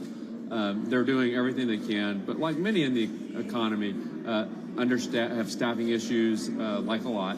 You take an airport like Newark Airport, you know, we've had weekends recently where, you know, it's under 50%, it's 50% staffing, and those controllers are working their tails off to be successful. But when you're at 50% staff, you know, we got 89 operations scheduled, and they had us on a perfectly clear blue sky day at 36 operations per hour. And it's a nightmare for customers, for employees, for the airlines when you're in a situation. But air traffic control in the United States is the biggest, and there's just no margin for error. A little bit of weather can cascade through the whole system. Thursday, yeah. As you say, it's a nightmare for customers, but they're paying top dollar for the seats they're sitting in. Do you think at some point they start getting put off? Do you think at some point high prices and the kind of chaos you're describing start to put people off flying? Well, it's not the same at every airline. It's important to say. I mean, at United, because we've moderated the capacity, it's mostly, it's not perfect, but it's mostly pretty good. Newark is perhaps the one exception. The New York airspace is overscheduled relative to the ability of air traffic control to handle it at the moment. So that's one area in the country. Jacksonville Center, a lot of people talk about it in Florida. We're not as exposed to that. But we feel pretty good about how we're operating in the areas we can control. And we're doing everything we can to work with the government and hope that we're going to be back at that level to a normal level of air traffic control soon. Do you think the government needs to say, do you think the FAA needs to basically step in and say, everybody, take your capacity down by 10%, 15%. We're not even in the summer yet. We're not even, this isn't full on. It's going to be full on in a few weeks' time. Does the FAA have a window of opportunity here to step in and go, we need to do something about this? Well, there's certainly some airports. We're on record at Newark Airport, for example. Even in good times, Newark Airport it theoretically can average 79 operations per hour. The FAA used to manage it so that it was only 79 operations per hour, and any bad weather meant that cascaded into delays. They've now allowed it to be scheduled up to 89 operations per hour. You combine that where the airport, I mean, that's on a perfect day, everything goes perfect. Those 10 flights are going to get delayed to the end of the day or canceled. And you do that hour after hour, and the delays just stack up. So we're on record asking them, begging them to do something about it, and I'm hopeful that they will. And you combine that with staffing shortages in air traffic control towers, and it really is a recipe for a bad situation for customers. The industry has inflation, the economy has inflation, the Fed's stepping on the brake pretty hard. It may have to step on it even harder. 75 basis point hikes, we're going to get a few of them. They're in the demand destruction business. Are you worried about a recession? What kind of trajectory are you expecting demand to take if the Fed keeps doing what it's doing? So it's a little different for our business than for some. I am worried, like everyone. It's we could talk ourselves into a recession. Sure. Demand seems really strong right now. What's happening for us, though, is we've got two structural trends that are going in opposite directions. The slowing of the economy. The economy is definitely going to at least slow. Whether it gets into a recession or not, I don't know, but it's going to slow. That's going to impact demand. But on the flip side, we're still in the middle innings of recovery from COVID at airlines, but at United in particular, because Europe is really relatively early in the recovery, while domestic leisure is largely recovered. Business travel continues to get better every week. Asia really hasn't even started the recovery yet. And so we've got the upslope from continued COVID recovery contrasted with demand impacted by the economy. My guess is that our revenues, our RASM, are going to continue to go. RASM will probably go up at a slower pace. The second derivative will be negative. Just tell everybody what RASM is. Our RASM guidance for the second quarter is 23 to 25% compared to 19. And then tell them what RASM is. Oh, revenue per available seat mile. So it's our total revenue divided by the amount we're flying. Let's talk about fuel prices. They've come up a long way. You're not hedged. Over the long term, you've always told me that that's the smart thing to do. Clearly, that's going to be hurting here and now. But do you think these new fuel prices, the levels we're at now, is this the new normal? Is this going to be sticky? Yeah. So fuel prices, that's what's driving inflation more than anything in the economy, in my opinion. Certainly at airlines. At United Airlines, fuel prices right now, if they stay at today's level, $12 billion incremental expense compared to 2019. What was 2019? 2019, would have been something like 12 to 14 billion. So doubling of fuel prices. That's 100% of what's driving inflation in our business. We are preparing for this to be the new normal. I hope that's wrong. I hope it's not. But particularly if you look at some of the structural issues, even if more oil comes online, the real problem that the economy is refining capacity. There's not enough refining capacity. And more oil is not going to solve the refining capacity in the short term. So we are planning for this to be the new normal. So fares are going to stay elevated. Certainly, if that forecast of jet fuel prices is correct, I expect fares. This will be the new normal for fares. What does it do? You are on record, certainly as one of the more optimistic CEOs that I know, about the transition to a more sustainable future for the aviation industry.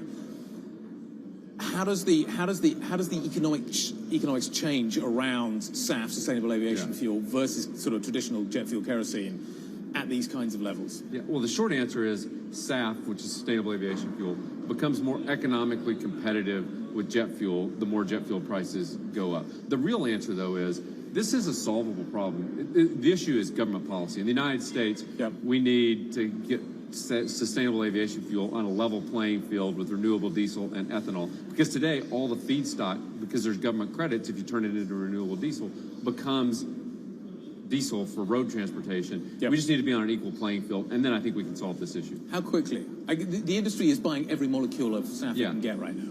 So I think the real key is this government policy. Because if you just look at what's available today, it's a minuscule amount of SAF. And the reason there's a minuscule amount of SAF is because if I take that feedstock, that limited feedstock, I can turn it into diesel and get paid $2 a gallon by the U.S. government as a tax credit, or I can turn it into SAF and get zero. I think if we solve that, in the U.S. we're producing 15 billion gallons of renewable fuels. We can turn a lot of that into SAF, and a lot of that used to be used on the road can be electrified. There's the potential to electrify. We can't electrify aircraft, so we just need to get on a level playing field. Gravity is not working for you. Gravity doesn't work. Let's talk a little bit about what is happening in the broader industry. Robin Hayes was sitting in that seat a couple of hours ago, the CEO of JetBlue. He's trying to push through the Spirit acquisition. He's gonna have to give up a whole bunch of gates, a bunch of slots of various airports. Where would you like to take advantage of that? Where could you take advantage of that? Well, certainly the place that we, whether it's through JetBlue or somewhere else, we would like to get back into JFK in a big way, particularly in the transcon market. So getting enough slots at JFK that we could get back to serving San Francisco and Los Angeles, particularly for business customers, and having another real option for business customers in those markets. That'd be our number one priority. But also in New York, the whole New York airspace, treating the 3 New York airports, LaGuardia, JFK, and Newark, on a level playing field. The FAA should schedule all 3 of those airports like we do everywhere else in the world, with the amount of capacity that the airports can handle and not overscheduling. I mean, right now, one of those 3 airports is dramatically overscheduled. Just to come back, Newark in particular as well, what difference could it make there?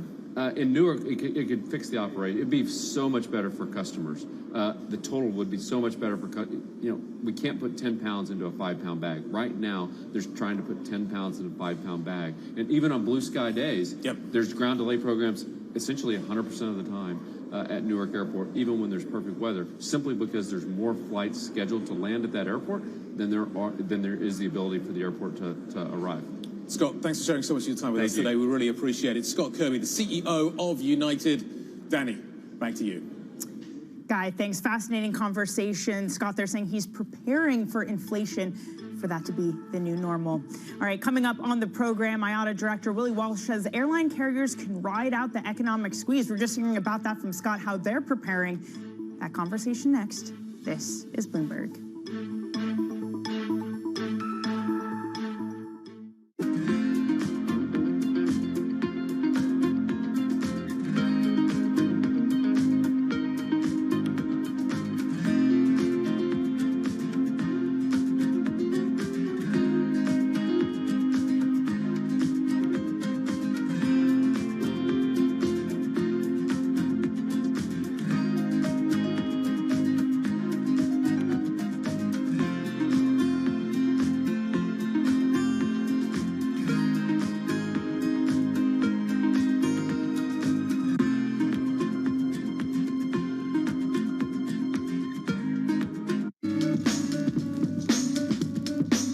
Energy prices and a short supply of key chemicals that produce synthetic fertilisers are sending pig, cow and horse manure prices soaring. Even human waste is in demand as farmers hunt for alternatives.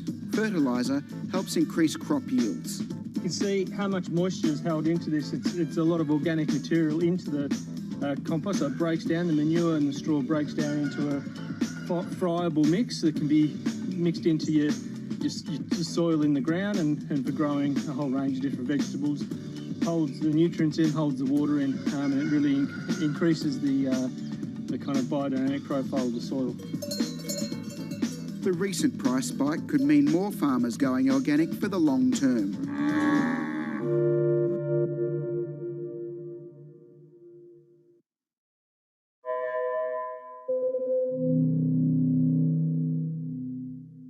BSO Now is your online home for weekly Boston Symphony Orchestra and Boston Pops performances. See new concerts that go behind the scenes, plus acclaimed archival concerts. Visit bso.org/now, where the music plays on. BSO season sponsor, Bank of America.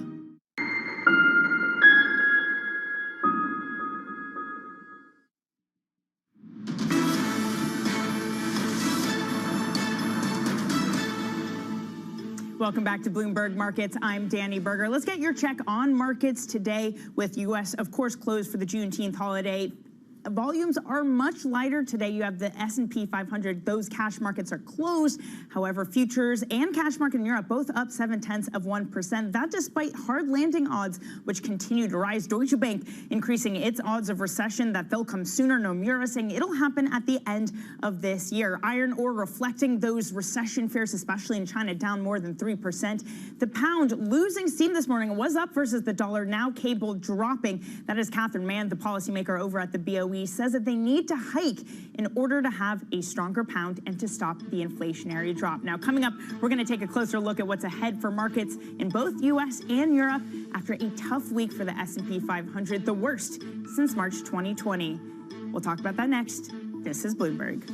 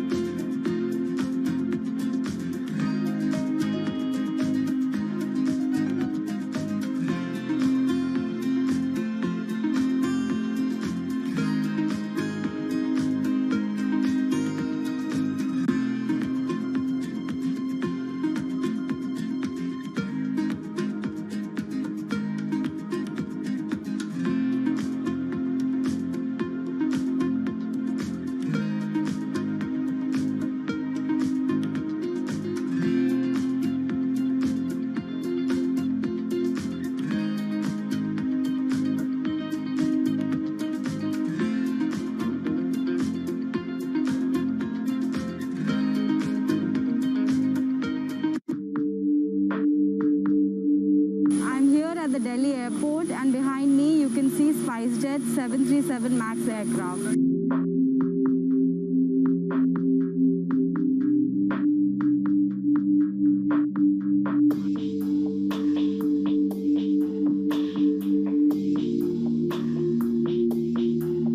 SpiceJet Chairman Ajay Singh earlier today said that Boeing is going to compensate SpiceJet in form of cash and aircraft.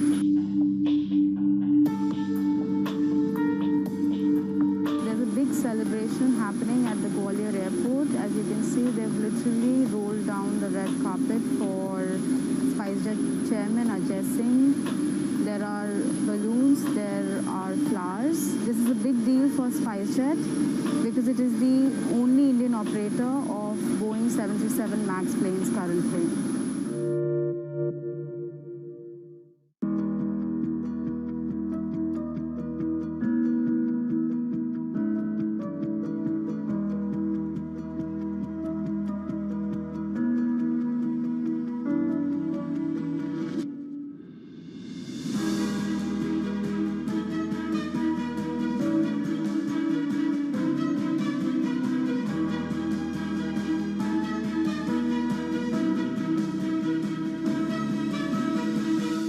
Stocked early enough all these precious materials you were just mentioning, and we were on the lucky side that our prognosis was spot on in a way, forecasting what kind of material we would need and what quantity we would need. I think that it's hard to put your head around any narrative. Let's just be honest. We've had sort of a shift in, are we in some sort of stagflation fears moment? People were talking about that all day yesterday.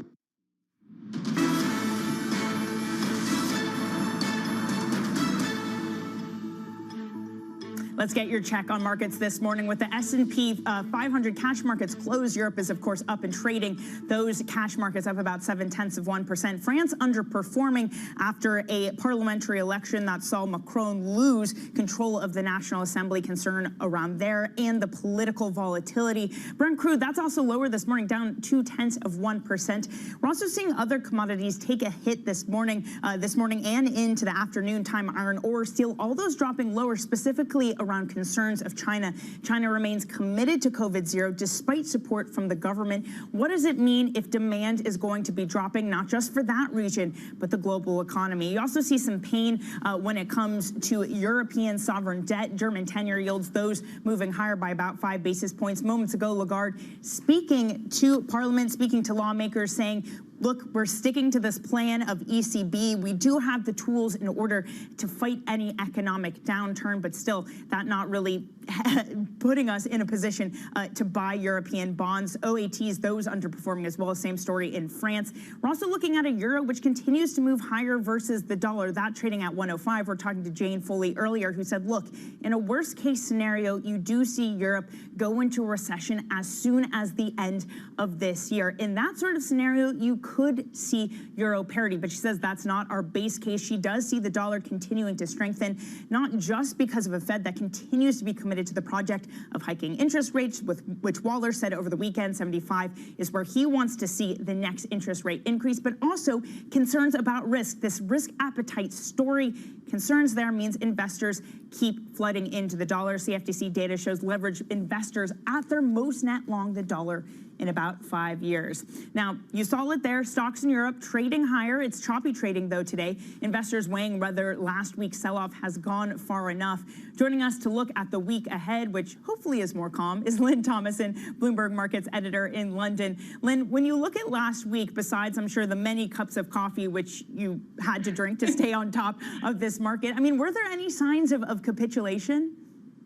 I think that's obviously the big question, is whether we saw the last of it. I mean, I think it's hard to tell, especially in today's action. You know, volumes are so thin with the U.S. holiday, and it'll be interesting to see when people come back, you know, tomorrow, whether that selling comes back in force or you start to see a stabilization.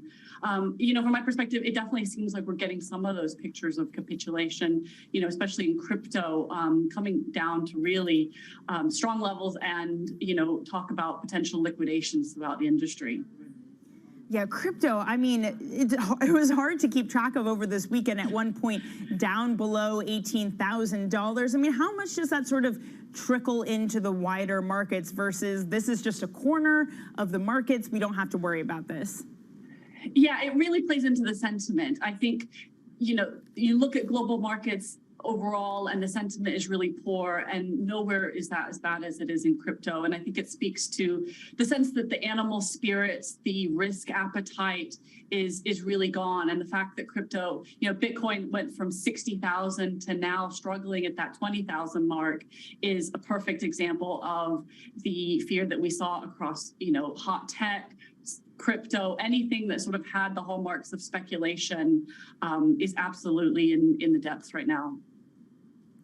Over at the ECB, we have Lagarde. She's currently speaking to policymakers, saying that they intend to hike rates by 25 basis points at the July meeting. This is something she also said in a blog post not that long ago.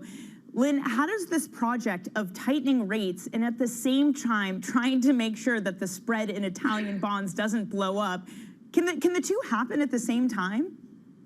It's going to be really trying to thread the needle on that one. And I mean, I think everyone we talk to speaks to what a tough balancing act that's going to be. Because on one hand, they want to keep spreads from not blowing out, but also tighten policy, as you said. At least from the people that we speak to, you know, the detail is going to be in what actually comes out with that tool that they've announced last week. What are the details like? How strong will they be able to implement it? Will it be as wide-ranging, or will it be lots of talk and little action? I think that could have a big direction in where markets go. Lynn, thank you so much. That's Lynn Thomason, Bloomberg Markets editor in London. Joining us now for more is Richard Mark Dodds, Pure Value Metrics Chief Investment Officer. Richard Mark, we're just speaking with Lynn there about the wildness that was last week. When you look at a sell-off that was as steep as March 2020 in U.S. stocks, how do you react? Yeah, I mean, obviously it's concerning. That's for sure the case. And hello, by the way. We think that it wasn't quite as I guess, violent as what we saw in COVID in March 2020. So, but yeah, we hope that it doesn't get any more violent. But I think we're just kind of returning. Bond yields have risen so much this year because of inflation. We're just returning to some kind of normalization in PE ratios, which we haven't seen for a while. And the reason why we haven't seen that is because of quantitative easing, which is, you know, was huge and was great for creating growth and I guess inflating price to earnings ratios in equity markets, particularly the US. Well, if you are at 30% cash right now, Richard Mark, how much of that do you keep on the sidelines versus look for opportunities in these types of steep sell-offs?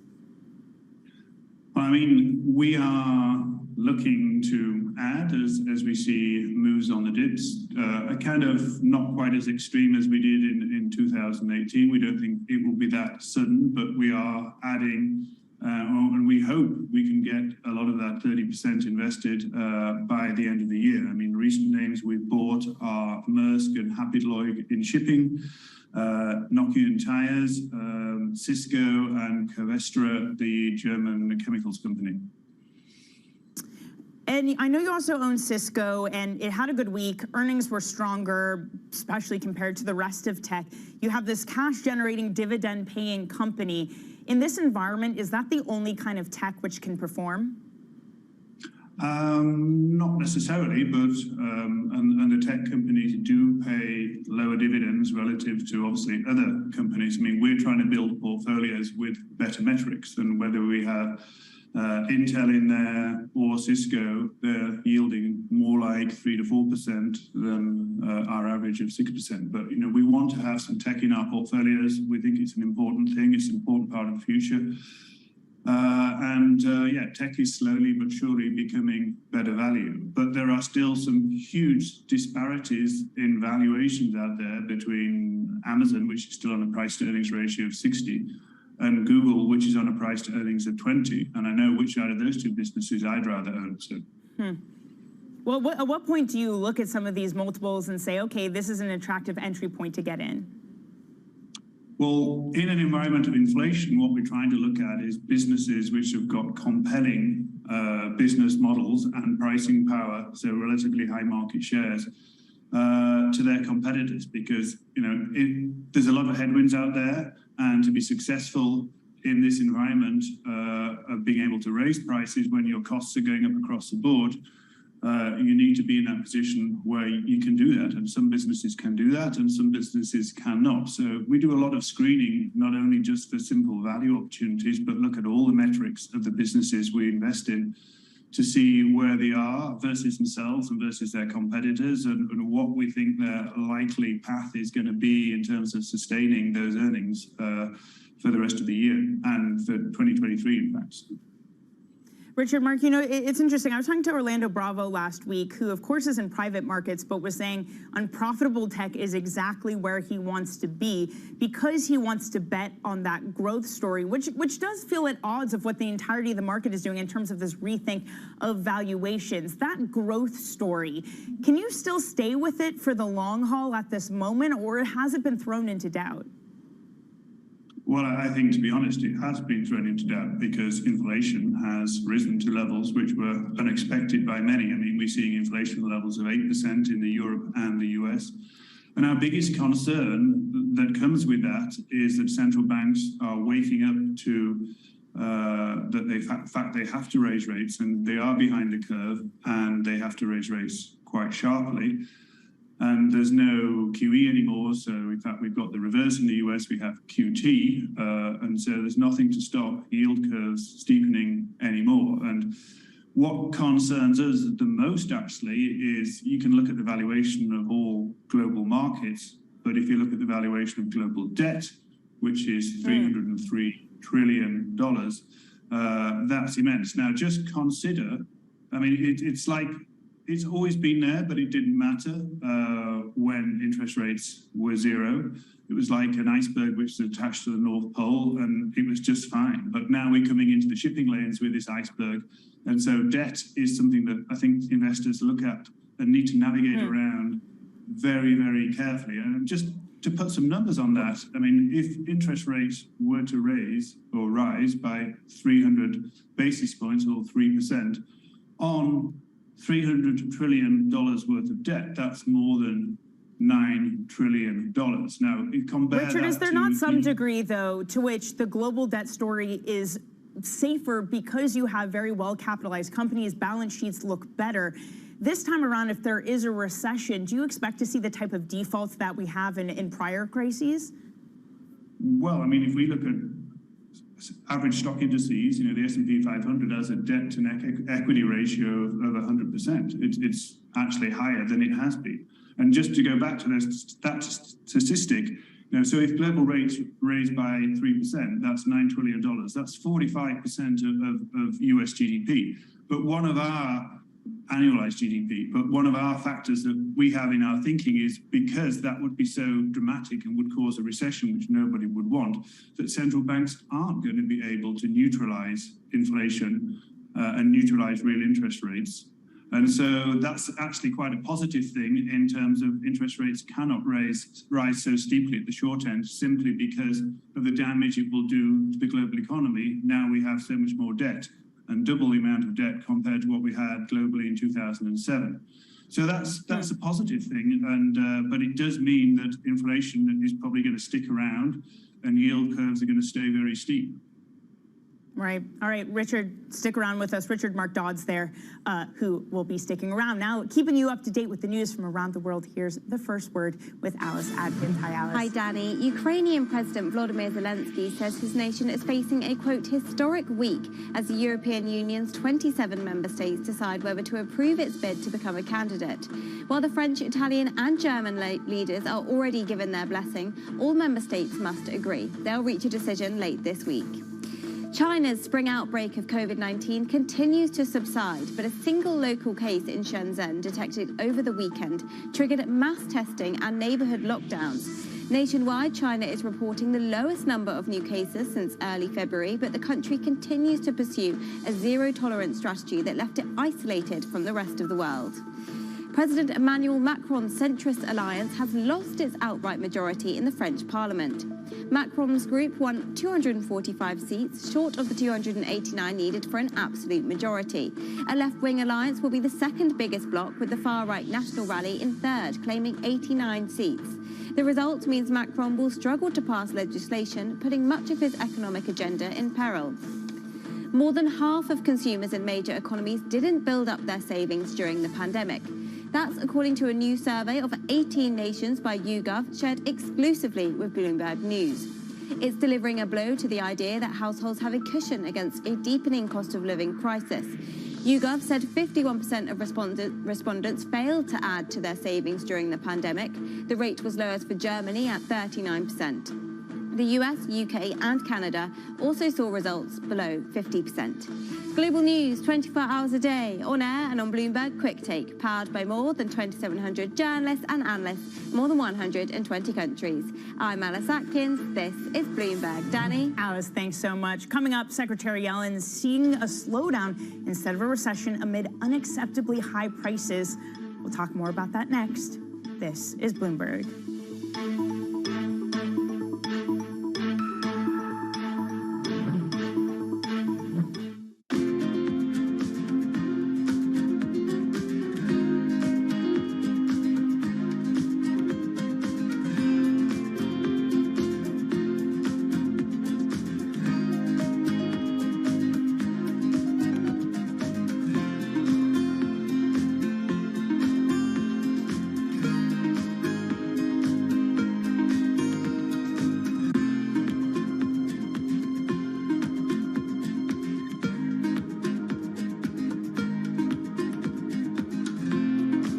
Bloomberg has enhanced search on the terminal to deliver what you need when you need it.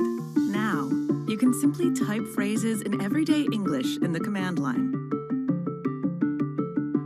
Compare financials. Find people. Analyze markets.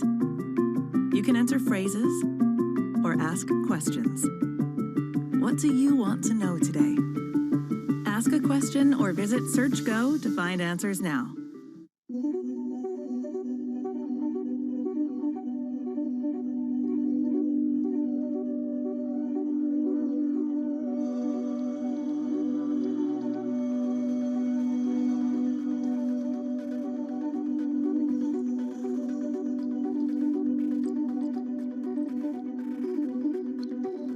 Nuestro estudio, nuestro experimento, no hemos pintado todos los edificios de blanco, sino estos más asequibles de pintar.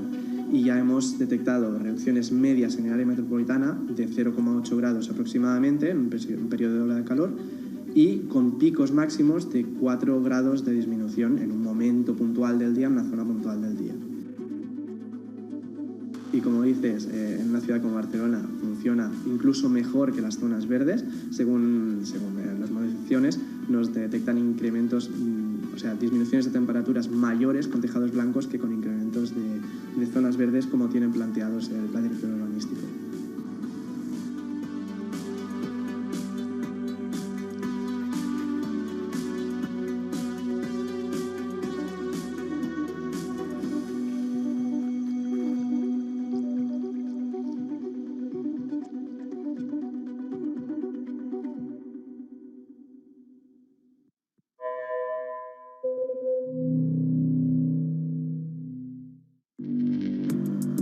Access the financial world on demand. Hear from leading economists, policymakers, and industry experts via live and on-demand webinars, only from Bloomberg.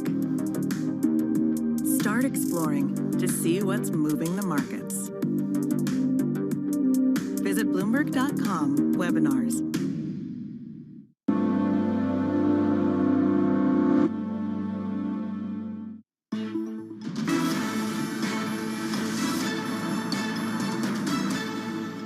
Well, we've had high inflation in the first half of this year, and that locks in high inflation really for the entire year.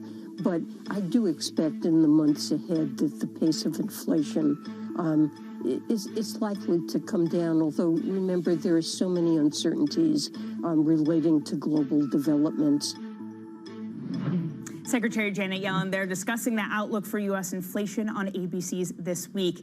Back with us now is Richard Mark Dodds, Pure Value Metric Chief Investment Officer. And Richard Mark, not unrelated to what Yellen was talking about, before the break, you were discussing this idea that it's either recession and inflation comes down or inflation stays high and no recession. And your estimate, policymakers choose the latter. So if we're heading into this new world where inflation stays elevated, what does that mean for your strategy? How much of a rethink is this for portfolios? Well, I mean, obviously, I think it's quite a structural rethink in terms of how we manage our portfolios. We have seen as well, the whole 60-40 model in terms of bonds and equities not working this year, but a large part of that is because of quantitative easing, and central banks were behind the curve in terms of where they were in managing inflation. So yeah, it's a huge issue for a lot of people how we go forward in terms of managing risk and managing investments. And one thing that we particularly look for in terms of our investments is not only relatively high dividends, which give you something akin to a bond yield, but low debt levels at the same time, and strong cash flows and low levels of goodwill. A lot of things which are going to survive the future tsunami of inflation. So perhaps U.S. avoids a recession by putting up with higher inflation. What about Europe, Richard Mark? In your estimate, should we be preparing for a recession? Well, we hope not, of course. I mean, I think the difference between Europe and the U.S. is that, there's a lot of people who are on the minimum wage in Europe. In fact, there's 30 million people on the minimum wage in Europe. And they haven't yet benefited from the wage increases that a lot of people in the US have seen. I mean, we've seen wages in the US rise by 50-70% in the last 3 years, which is a great thing because a lot of people have to deal with all these higher costs in their daily lives. And so the question is really what happens in Europe. And I think we have to accept that people, particularly those on the lower wages, need to have pay increases. So that will be something which creates and sustains part of inflation. But our kind of whole view on inflation is that part of it's structural. I mean, in the last 10 years, we had all these deflationary forces, which a lot of people don't seem to understand, especially central bankers, is that we had a lot of e-commerce driving the whole process. In 2010, Amazon's market share, or let's say e-commerce market share, was only around 9 to 10% of global retail sales. And then during the COVID, it went to above 30%, and now it's corrected to the mid-20s. This drove a lot of cost competition, which caused a lot of deflationary forces. It forced everybody to up their game to compete with people who had very efficient supply chains. And as part of that whole process, basically we had not globalization, but Chinaization, because in 2010, most of the world's goods were manufactured in the USA. Okay, Richard Mark. And I'm afraid we're just about running out of time. I'm going to have to cut you off there, but thanks so much for joining us. Richard Mark Dodds there, Pure Value Metrics Chief Investment Officer. Now, coming up, President Emmanuel Macron made history in the French elections on Sunday, just not in the way he had hoped. We'll have that story for you next. This is Bloomberg.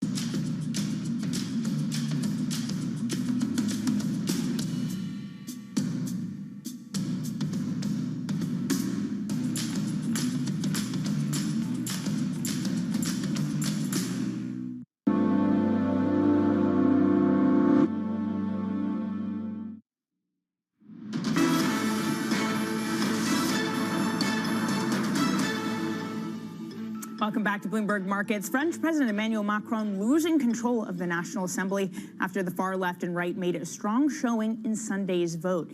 For the impact, we're joined now by Caroline Conan, who is outside the National Assembly in Paris. So, Caroline, what do the results of this runoff, put very simply, mean for Macron? The night was described as an earthquake, a massacre for the majority of Emmanuel Macron. And clearly this is the first time in 20 years that a French president is elected, and just 2 months later,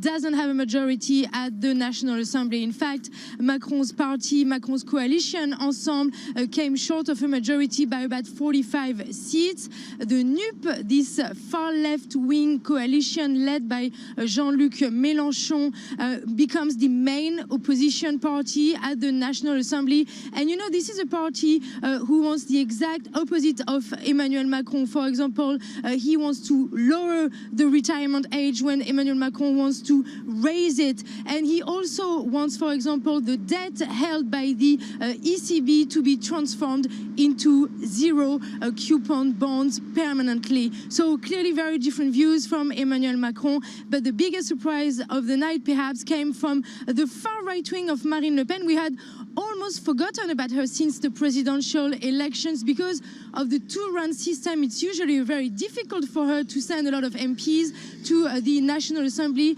Last night, she got nearly 90 seats. This is a historical record for the National Rally. What does this mean of how different a 2022 Macron is going to be, Caroline, versus a 2017? you know, the beginning of the second mandate was already a little difficult for Emmanuel Macron. First, because he was elected only to block Marine Le Pen, prevent her from accessing to power. Then you had this embarrassment with one of his ministers being accused of sexual harassment, and then the chaotic night at this stadium for a Champions League match. So there was a very difficult, chaotic beginning of the mandate. These legislative elections now is going to make it very difficult for Emmanuel Macron to govern. He's going to have to find some compromise, perhaps build some very fragile alliance with the traditional right wing, the Republicans, but it is going to be very difficult. Already the far right and the far left are fighting to lead the National Commission for Finance at the National Assembly, which actually could have an influence over the next budget. Caroline, thanks so much. Bloomberg's Caroline Conan there live in Paris. And of course, French equities, those underperforming as a result of that election. We're also looking at OATs, those selling off as well. Coming up in the next hour, Hill Harper, actor and CEO of the Black Wall Street digital app and wallet. This is Bloomberg.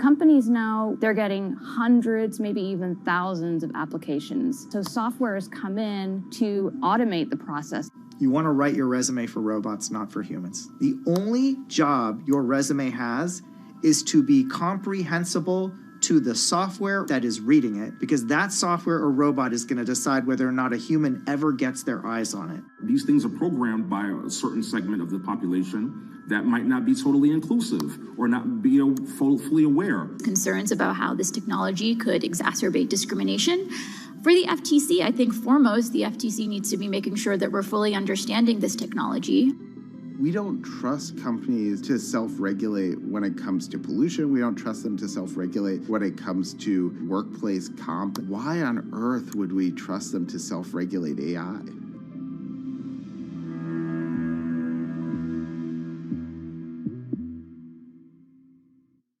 Lots happening on Wall Street. It's the basic law of economics. It validated what the market was already pricing. Need to catch up? This is Bloomberg Wall Street Week. I'm David Weston. We've got the information and insights. David, you just hit the nail right on the head. From businesses most influential and instrumental. And that's the way you run good risk management. It's a challenging dynamic. We could continue to see that kind of strength. Bloomberg Wall Street Week premieres Friday with replays all weekend on Bloomberg Television and Radio.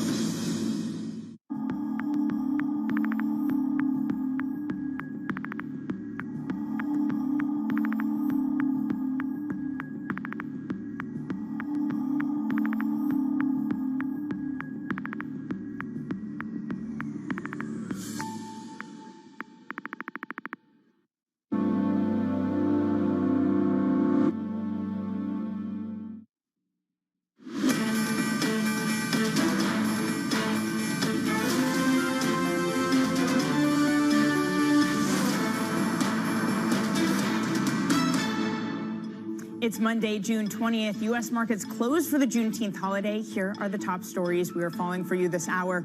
The Fed is going all in against inflation. Mester sees rising odds of recession. Secretary Yellen seeing a slowdown over contraction with unacceptably high prices continuing. In France, Emmanuel Macron loses his absolute majority in parliament after an unexpected surge in support for the far right. From London, I'm Danny Berger. Guy Johnson is in Doha, where, Guy, you've had great conversations, aviation leaders there attending the IATA annual meeting. Yeah, so we've just hot-footed over from the Sheraton over there in Doha, over here to the Ritz-Carlton, where we're going to be having the Bloomberg event, the Qatar Economic Forum, a little bit later on in the week. So we've had a really interesting morning, Danny, I have to say, here in Doha. Talked to a lot of airline CEOs. Airline CEOs are by nature incredibly optimistic people, but you ask them the question about a recession and they all pull a face. They know it's coming, they just don't know how bad it's going to be. Guy, I really love your conversation with United just moments ago, Scott Kirby, where he was saying we're preparing for inflation to be the new normal. I don't know, if I'm the Fed, how much does a blunt policy rate tool like hiking stop it if that's getting entrenched in the mind of these executives? Well, that's the fear, isn't it? That it does get entrenched, that ultimately the Fed has to do significantly more than is currently priced. I think the airline industry is a little bit different, but not that different. Clearly, I think there is a new sense of purpose when it comes to traveling. I think we've all learned that we don't like being cooped up, so we're going to make the most of our time when we're not. So I think traveling is probably going to become something that we all try and do a little bit more of. But airports are congested, and you've got super high jet fuel prices, and they're going to stick around for a while. The sense that I've had this morning is that inflation is going to be fairly sticky, that it's going to be really hard to get out of the system. And these guys certainly are anticipating the demand is going to hold up. If the Fed is basically in the business, Danny, of blunting demand, because I think that's the only game that really it has here, demand destruction, then the airline industry, it ain't playing ball right now. It certainly sees demand continuing at a fairly decent rate. But as I said just a moment ago, these guys are super optimistic. They're always super optimistic. They have to be super optimistic because it's a tough business to be in and it's incredibly cyclical. So who knows where we'll be in 6 months' time. But their sense at the moment is things are looking good. International travel in particular has still yet to really come back in a big way. Yeah, someone who's been traveling internationally, I know you have as well, Guy, the airports are slammed. So that clearly is coming back. Well, let's move on to the macro picture. And after last week's jumbo 75 basis point Fed rate hike, support for such another move, it does appear to be growing. Fed Governor Christopher Waller says he would back another big increase at the July meeting. The Fed is all in on reestablishing price stability, and part of that effort involves understanding the forces that have boosted inflation and examining how policymakers responded. Joining Guy and me now is Ben Emmons, Managing Director of Macro Strategy at Medley Global Advisors. And Ben, during the break, we're talking about how there's a lot of inflation data coming, a lot of central bank speech as well. How much volatility are you expecting around these events? Hey, Danny. Yeah, you can expect some volatility. If the US CPI data was the gauge, and you're looking at German PPI data today, this morning too, again, higher, the pressure is on prices. You know, we're just not in a stage where we could say we have this, what the Fed called consistent decline of month-to-month inflation. So I think UK data in Brazil and South Africa and so forth are all going to give the markets the feeling that it's a global issue, inflation, not just a homegrown domestic specific issue. And everywhere it's the same reaction. Every central bank has to really lift off faster and harder in order to get this under control. And so I think this is where we're in for. Obviously, at some point, you top out inflation and it moderates. But this week will not show that. Yeah, Ben, what is inflation under control? Is it 2%? Is it 3%? Because I'm getting mixed messages from central banks. Powell last week pointing us in the direction of 2%. And if it's 2%, the Fed's going to have to step on the brake much harder than if it's 3%, and that's going to have a really big effect in terms of asset prices. I would agree, Guy, and I think what we're learning is that 2% is price stability long-term goal, long-term, not anymore medium-term, and therefore you have to accept that the inflation rate, what they initially want to get to, is higher, something of 3-4% potentially in that range, which leads you then to a tightening cycle that's not so aggressively slamming on the brakes. And that's still ambiguous to that extent. If you listen to the press conference last week, Powell actually left it open what was the appropriate range at the top end of the Fed funds rate for 2023. And so I think markets got the feeling like yes, you're projecting this now 3.5–4% rate, but that can be higher if we're not going to get even back to 3–4%. So there's a lot of uncertainty about this. So I think it's a higher inflation rate, not the 2%. Well, part of the confusion I do feel, Ben, is this idea that the Fed is now targeting headline inflation, which of course is driven by commodities. I saw people joke about it, saying that the Fed is trying to raise unemployment in order to reduce gas prices. To that extent, can the Fed get inflation under control if it's driven by commodities without engineering a recession? Is that the trade-off? Lower inflation, but a recession, or high inflation and no recession? So it's a really different dynamic if you think of headline inflation, because it is so volatile month to month. And now if commodity prices, what we're seeing now, is somewhat moderate, it could affect temporarily the monthly number next month, only for that to be reversed. So targeting indeed headline inflation, you have to allow for unemployment to go up more in order to get ultimately that entire inflation packet, as in headline and core, more under control, more stable. So I think this is causing the uncertainty in markets, right? Because if you think of headline inflation month to month, if it's higher, it's not a 50 basis point hike, it will be for sure 75 or even 100 basis points. And that's, I think, the concern of about, we're going to have to deal with this, right? That's the uncertainty.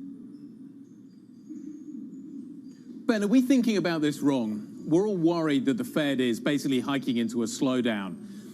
That probably may be the case. But isn't the bigger danger here that the Fed blinks and blinks too early and doesn't deal with inflation? If it doesn't get inflation under control at this point, this could last a really long time. And that's something that I'm not entirely sure that is priced right now.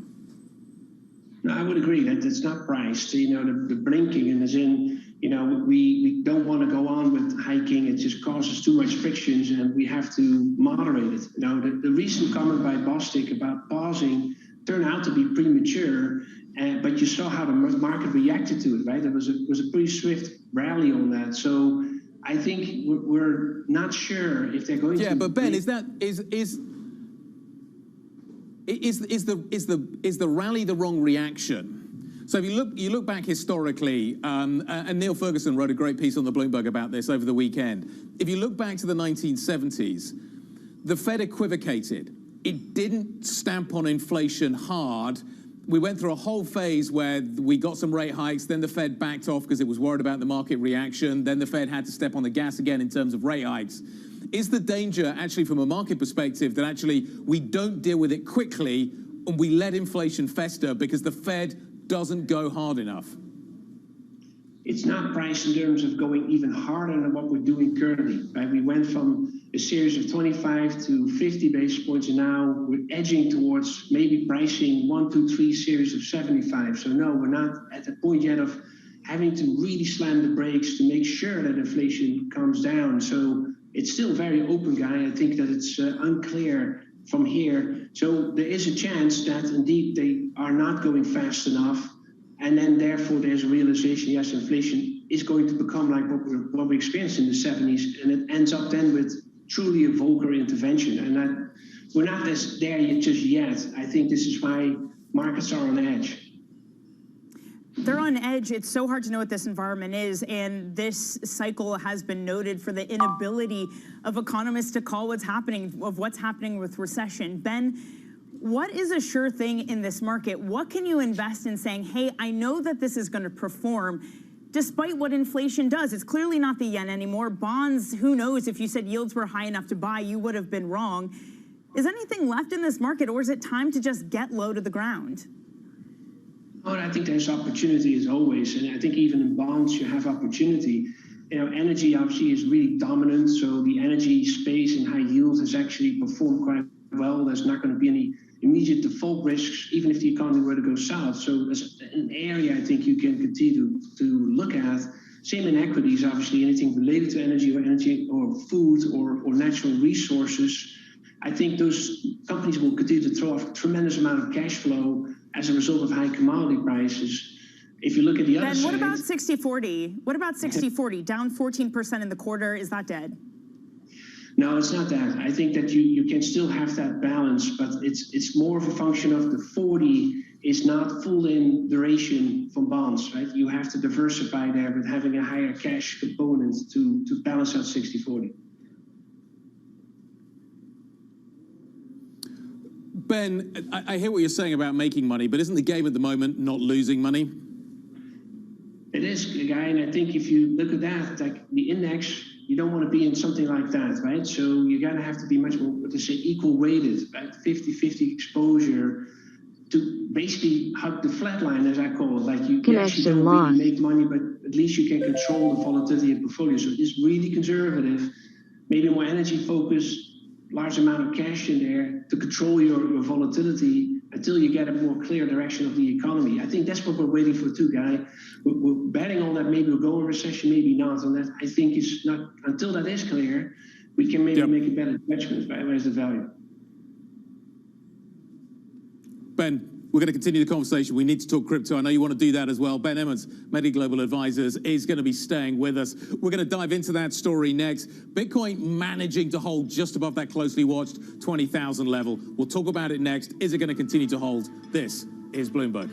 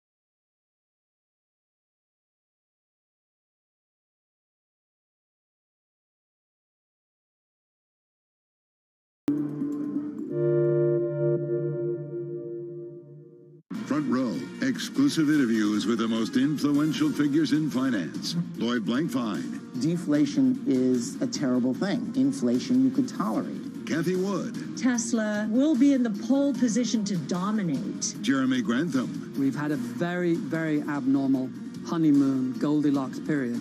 First available on the Bloomberg Terminal, then on Bloomberg Television and Bloomberg.com. Front Row, the best seats in the house for business's greatest minds. Why do the biggest names in business choose Bloomberg? That is a great question. It's a great question. It's a great question. Great question. Great question. Great question. Great question. That's going to be the best question I get all night. I'm glad you asked that. Bloomberg Television. Top experts. Great questions.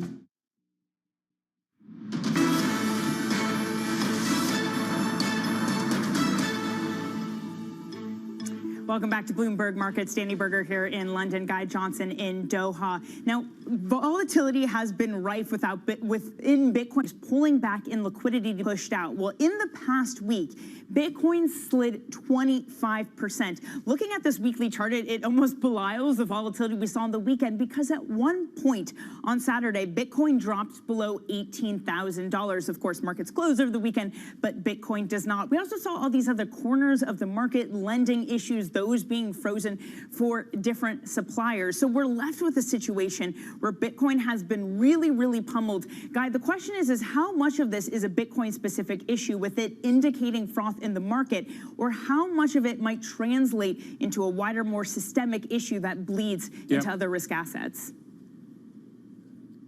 I think regulators are going to be watching this really carefully to figure out whether this is ultimately going to be systemic, whether or not, as you say, it is going to transfer to other assets. Let's continue the conversation with Ben Emmons of Medi Global Advisors to get his take.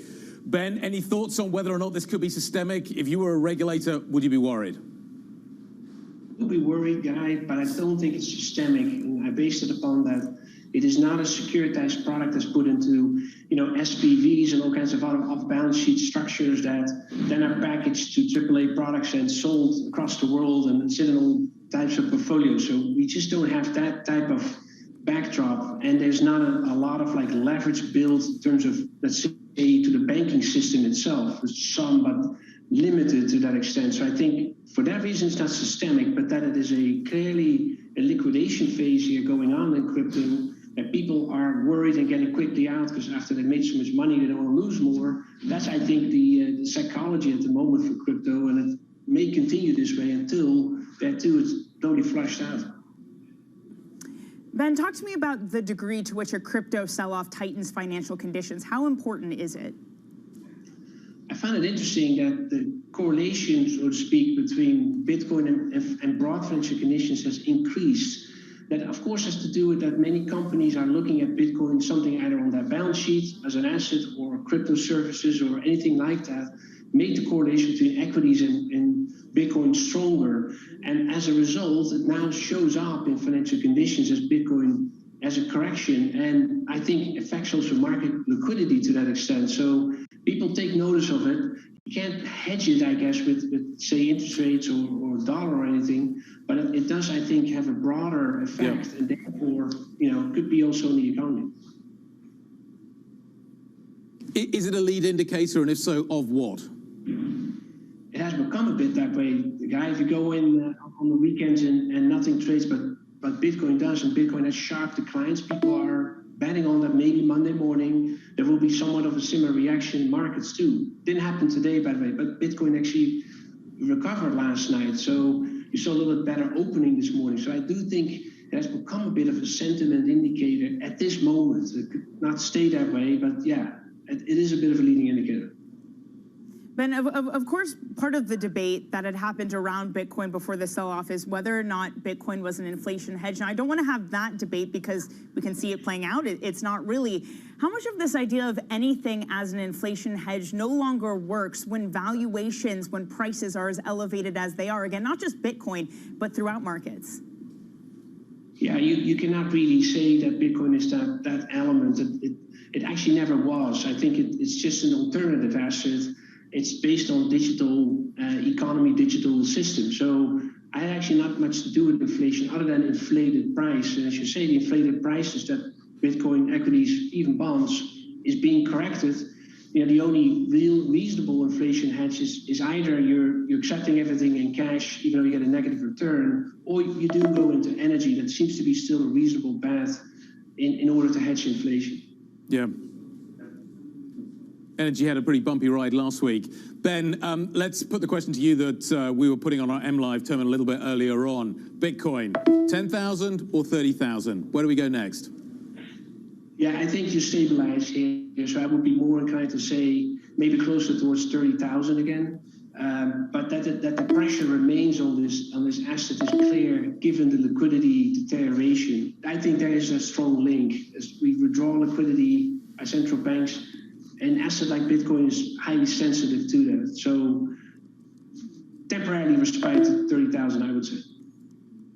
All right, Ben, thanks so much. Ben Emmons there at Medley Global Advisors. Now, still ahead, President Emmanuel Macron making history in French elections, but not in the way he was hoping for. We're going to get the latest from Paris next. This is Bloomberg.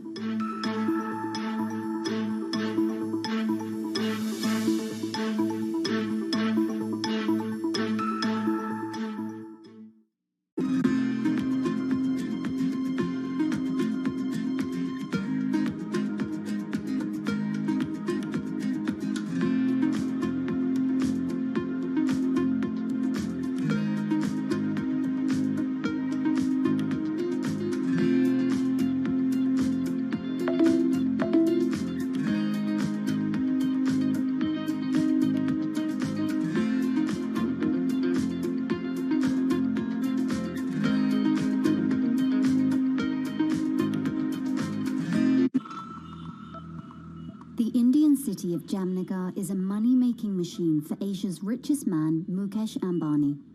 His company Reliance has the world's biggest oil refinery complex here in the city. Jamnagar is also where Ambani is making his newest bet, a $10 billion investment in green energy. His ambition is closely aligned with the Indian government's plan to reach net zero emissions by 2070. But Ambani is not alone. India's second richest man, Gautam Adani, has committed $20 billion of investment over the next decade.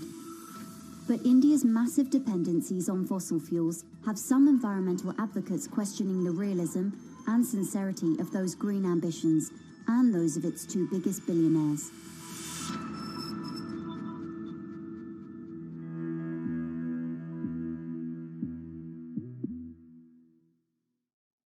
I think what we've seen during this period of time is that communicating via video is not a fad. We are using it in all aspects of our lives, for work, for learning, for communicating, for staying in touch.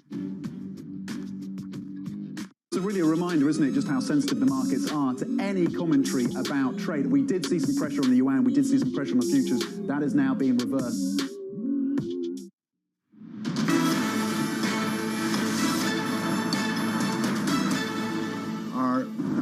Sources of energy. And we are looking at images of European Parliament where Christine Lagarde is speaking there, saying that they intend to keep their plan of hiking rates 25 basis points come July. This means that the euro is still stronger this morning, up by 0.3%, essentially saying that this issue of fragmentation, they are fighting it. It is right at the core of their mandate. But those financial market tensions, Guy, they aren't derailing the fight against inflation. She's also saying in order for that tool to be effective, proportionate, and within the mandate, that is what they're aiming for, and that a recession is not the baseline scenario for the Eurozone. So Lagarde speaking there on that, Guy. There she is. We've also got one of actually Christine Lagarde's good friends speaking somewhere else. Catherine Mann, now of the Bank of England, a seat on the Monetary Policy Committee, also now taking questions following a speech that she's delivered in that Q&A. And I have to say, I think this is fascinating. Catherine Mann is basically indicating the Bank of England's hikes aren't about defending the value of the pound. And she is, though, saying that actually the value of the pound is going to have an impact on inflation. So she is aware that the weaker pound, from an imported inflation point of view, is having a negative effect in terms of the UK's inflation outlook. And remember, we're going to get inflation data over the next few days out of the UK, which isn't likely to paint a particularly attractive picture. So she certainly says that she's looking at it, but she doesn't say that the hikes are basically aimed at it.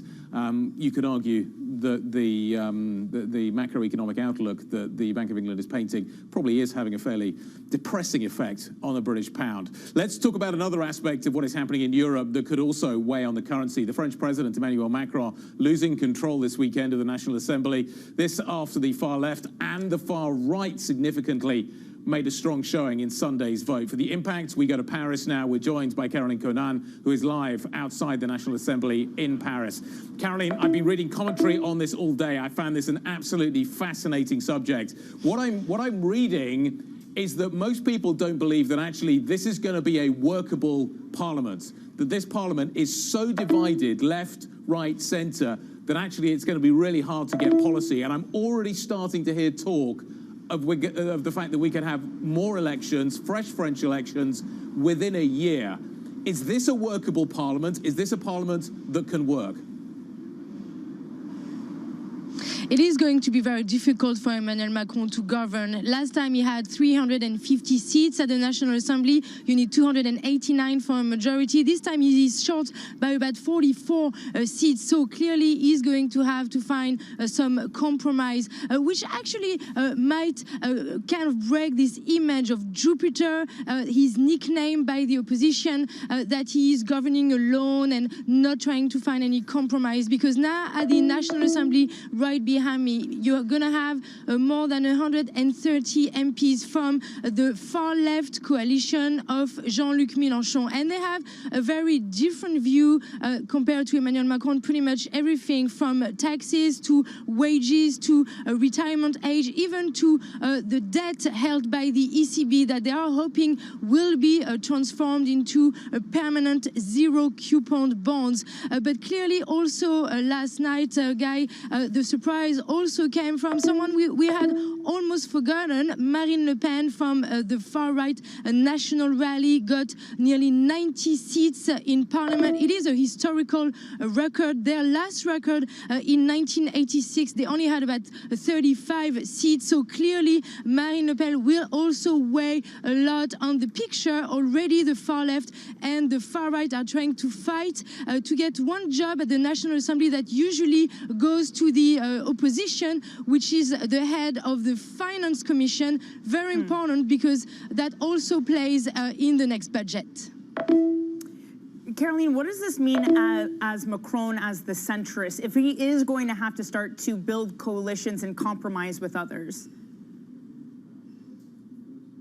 So clearly the Republicans, even though they only got 60 seats last night, they're going to play a key role because it seems like they are the only ally that really Emmanuel Macron can turn to, and they agree more than obviously the far left when it comes, for example, to the structural pension reform. This is very important, of course, because this is a guarantee for Brussels in order for France to keep this very high debt level above 110% of GDP, and clearly this is the only way really to find some fiscal adjustments for France.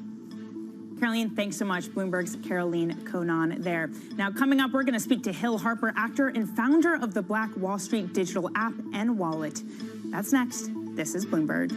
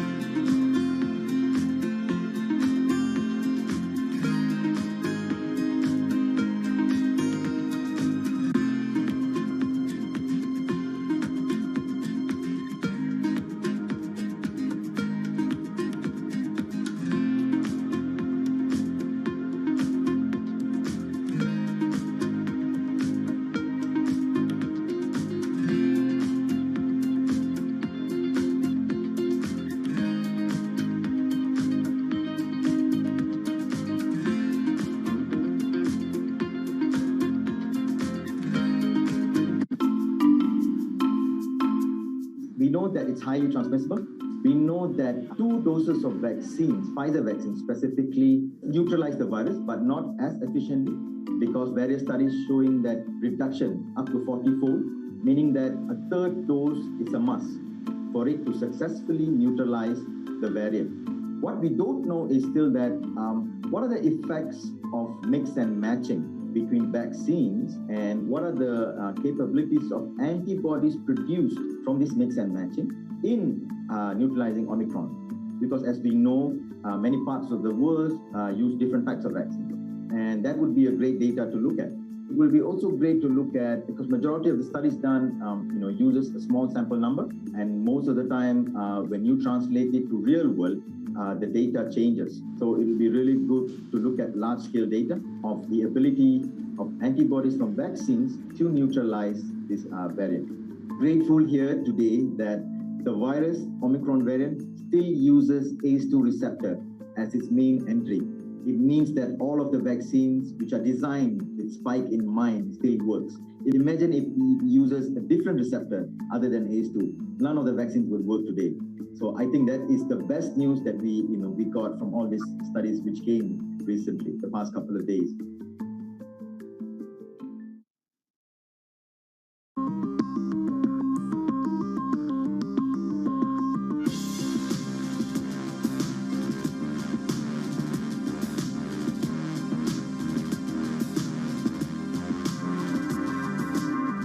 Wherever you get your news. This is Bloomberg Daybreak with Lee. On Bloomberg Radio. Welcome to Daybreak Australia. This is Bloomberg Technology. This is Bloomberg Green. On TV, radio, and the web, this is Bloomberg.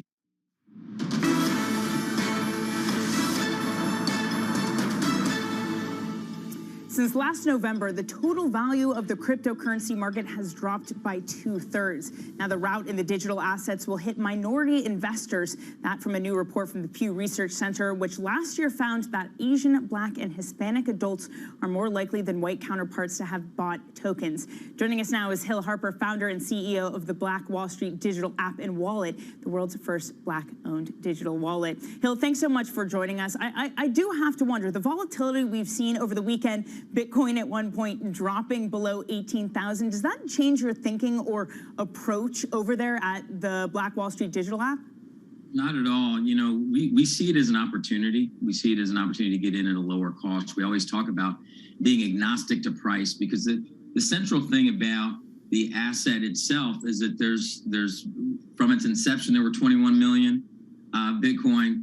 Today, there's 21 million. For its life, it'll always be 21 million. So the underlying number of the asset hasn't changed, which, you know, in that same time frame, I think there's been 35,000 pounds of gold mined, or 35 million or something like that. And then we've had a few $1 trillion printed. So the supply on those different assets, for instance, has dramatically changed, where the actual supply of Bitcoin, for instance, hasn't. And I think that's what people have to really understand as they start to educate themselves about cryptocurrencies. There's, you know, over 15, 20,000 tokens out there that most of whom don't have a fixed supply. And so therefore there are a lot of pump and dumps and a lot of things that are bad news for people. But with things that have underlying value and underlying set of supply, it's a whole different. That's why education is key in this space. Yeah. Hill, what did you make of the Pew research that seems to suggest that Black and Hispanic investors are far more exposed to the crypto market than white investors? What do you make of that? Well, I think that there's a great deal of interest that's to a higher degree, particularly among communities that have been locked out or sort of mistreated by traditional financial systems. The systemic reality is when you look historically around redlining or when you're looking at credit scoring algorithms that treat people differently, when someone looks at blockchain technology, which is just inherently a fair technology, it's completely agnostic to race. What they do is they're attracted to it because this may sound revolutionary, but for Black folks, something that's fair is actually revolutionary. And so when you think about blockchain technology and the fairness of the platform, you're attracted to it immediately. Now, since we're talking about something that's very new, there's a lot more volatility involved, and folks have to therefore approach it a little differently. Hill, I hear what you're saying about the blockchain, but Bitcoin and the blockchain are not necessarily the same thing. And whether or not ultimately there is going to be fairness here remains to be seen. This has been something that potentially has also been driven by a huge amount of liquidity that has been thrown into the system by the Federal Reserve and other central banks. That's going to be withdrawn. And there is a danger here that you could see significant volatility. And that volatility could put a lot of these investors underwater. Sure. But that's if you are getting into the asset class to trade. And that's really why we recommend people download the Black Wall Street app and digital wallet and really watch all of the educational content, because we talk about this all the time. We want you to dollar cost average, which means you're investing agnostic to price at a set tempo, and therefore either if the price drops, you're getting a lot more of the asset for that same investment. If the price goes up, your overall portfolio value is going up. And we want you to have at least a 10-year time horizon with that investment. We want you to think of your investment in this space more like you would a real estate investment than a trading style investment. That's why folks, unfortunately joke a lot. This saying, they say, well, Robin Hood is Robin the Hood, is because Robin Hood kind of put itself out there as encouraging people to be traders, which we know they aren't professional traders. What we're talking about is actually be holders, getting into the asset class and holding for at least a 10-year time horizon, and therefore only putting in assets or money that you believe you won't have to touch for that long-term time horizon. Well, Hill, probably for a lot of folks who are new to cryptos, who've perhaps just joined the Black Wall Street digital app, this is probably the first time they're seeing this level of drawdowns. What have you seen on your app? Do you see that fear, that panic at all filtering through? Sure. You know, there's always chatter and people being afraid. There's no question about it. But a lot of the folks, this is really what I'm excited about. A lot of the folks have really been listening and learning on the app and listening to my co-founder, Naja Roberts, who has a daily show on KBLA out of Los Angeles that goes across the country nationally. And they're excited, actually. There's people who are saying, I want the price to drop. I want the price to drop, because they actually understand the fundamentals. The fact that the supply hasn't changed. The actual asset hasn't changed. And that's what makes it a very powerful piece for folks that really understand that. And so, yes, there's going to be short-term volatility. And yes, that's going to start to even out. But the beautiful thing about dollar cost averaging is it starts to actually mellow out your volatility if you stick to it. The thing we don't want folks to do is, you're right, buy at 69,000, sell at 20,000 or 18,000. That's catastrophic, right? We want people to continue with their same tempo, even though it's lower right now, significantly lower. This is the time that even think about doubling down, tripling down as the price goes down. But that's a much deeper conversation. We just want people to get it. If I'm doing $5 a day or $5 a week or $5 a month, and that's my tempo, I don't change. I'm agnostic to price, and I'm making that investment. Hill, a moment ago, you suggested that this could be an alternative to real estate investment. Is that how people should perceive it? A lot of people within the black community have complained that they are often not allowed to get involved in that market. Is this basically one or the other? Do you think people should not be doing real estate and doing this, and vice versa? No.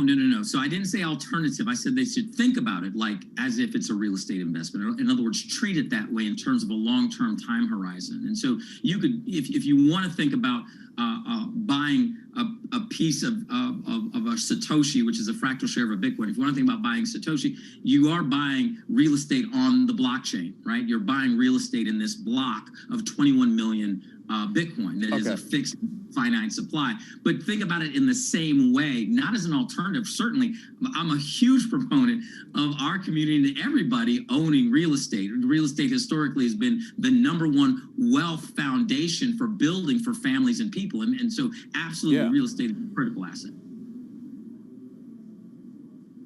Hill, really appreciate your time today. Thanks for joining us. We really do appreciate it. Hill Harper, founder and CEO of the Black Wall Street digital app and wallet, the world's first black-owned digital wallet. Greatly appreciated. Thank you very much indeed. Coming up, the airline industry looking to bounce back from an unprecedented pandemic.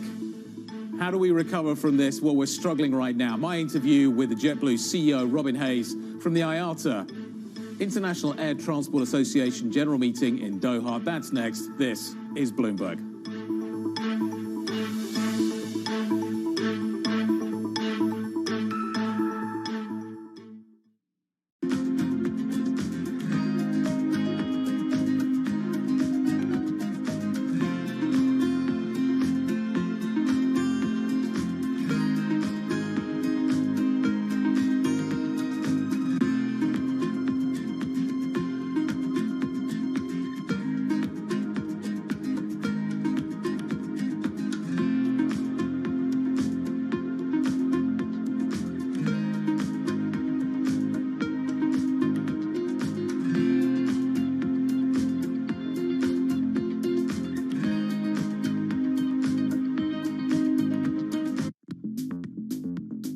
When you think of cutting-edge technology at sea, you might be thinking of stuff like this.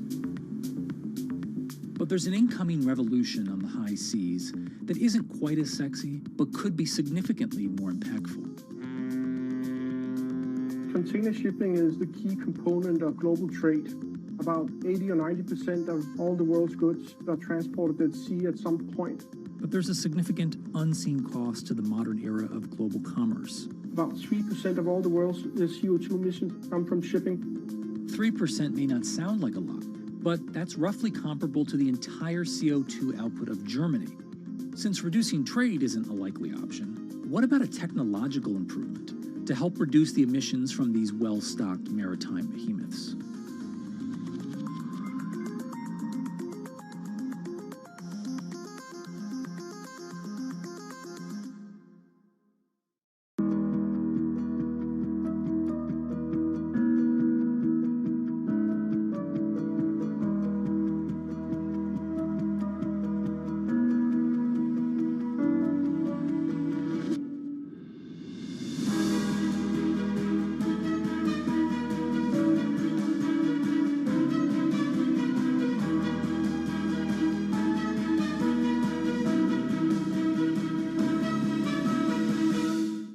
market that over the past few weeks has made it clear it wants to go higher. It got a little spooked by the idea that geopolitical tensions are rising. Crypto, you have a world of young people that want their own financial system and their own culture. And it is very powerful, and I'm a big believer in it.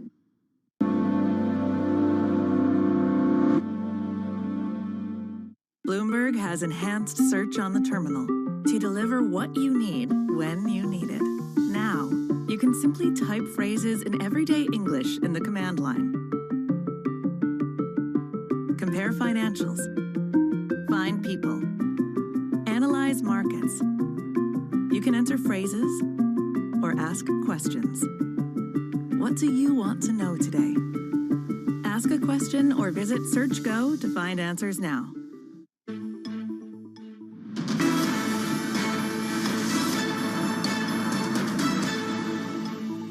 Keeping you up to date with the news from around the world, here is the first word. Cleveland Fed President Loretta Mester says the central bank's delay in raising rates is partly to blame for increasing recession risks. She told CBS it will take several years to return to the Fed's 2% inflation goal. Her view on slowing growth was shared by U.S. Treasury Secretary Janet Yellen, who told ABC that unacceptably high prices are likely to persist for the rest of the year. British Prime Minister Boris Johnson underwent minor surgery to fix an issue with his sinuses early this morning.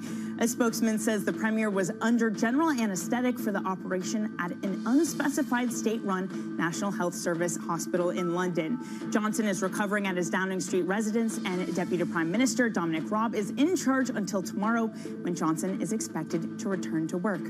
After 2 years of pain brought on by COVID, the airline industry should return to profitable times next year as pent-up demand for travel sustains bookings. That's a prediction of the International Air Transport Association at its annual general meeting in Doha today. The IATA said airlines have emerged, quote, leaner, tougher, and nimble, having defied predictions for widespread bankruptcies and failures. Global news 24 hours a day on air and on Bloomberg Quick Take, powered by more than 2,700 journalists and analysts in more than 120 countries. And of course, also in Doha is our very own Guy Johnson. Absolutely, and I've just been over the road at the IATA conference, spent most of the morning there. I have to say, Danny, nimble is not necessarily a word that I think a lot of passengers would ascribe to the airline industry right now.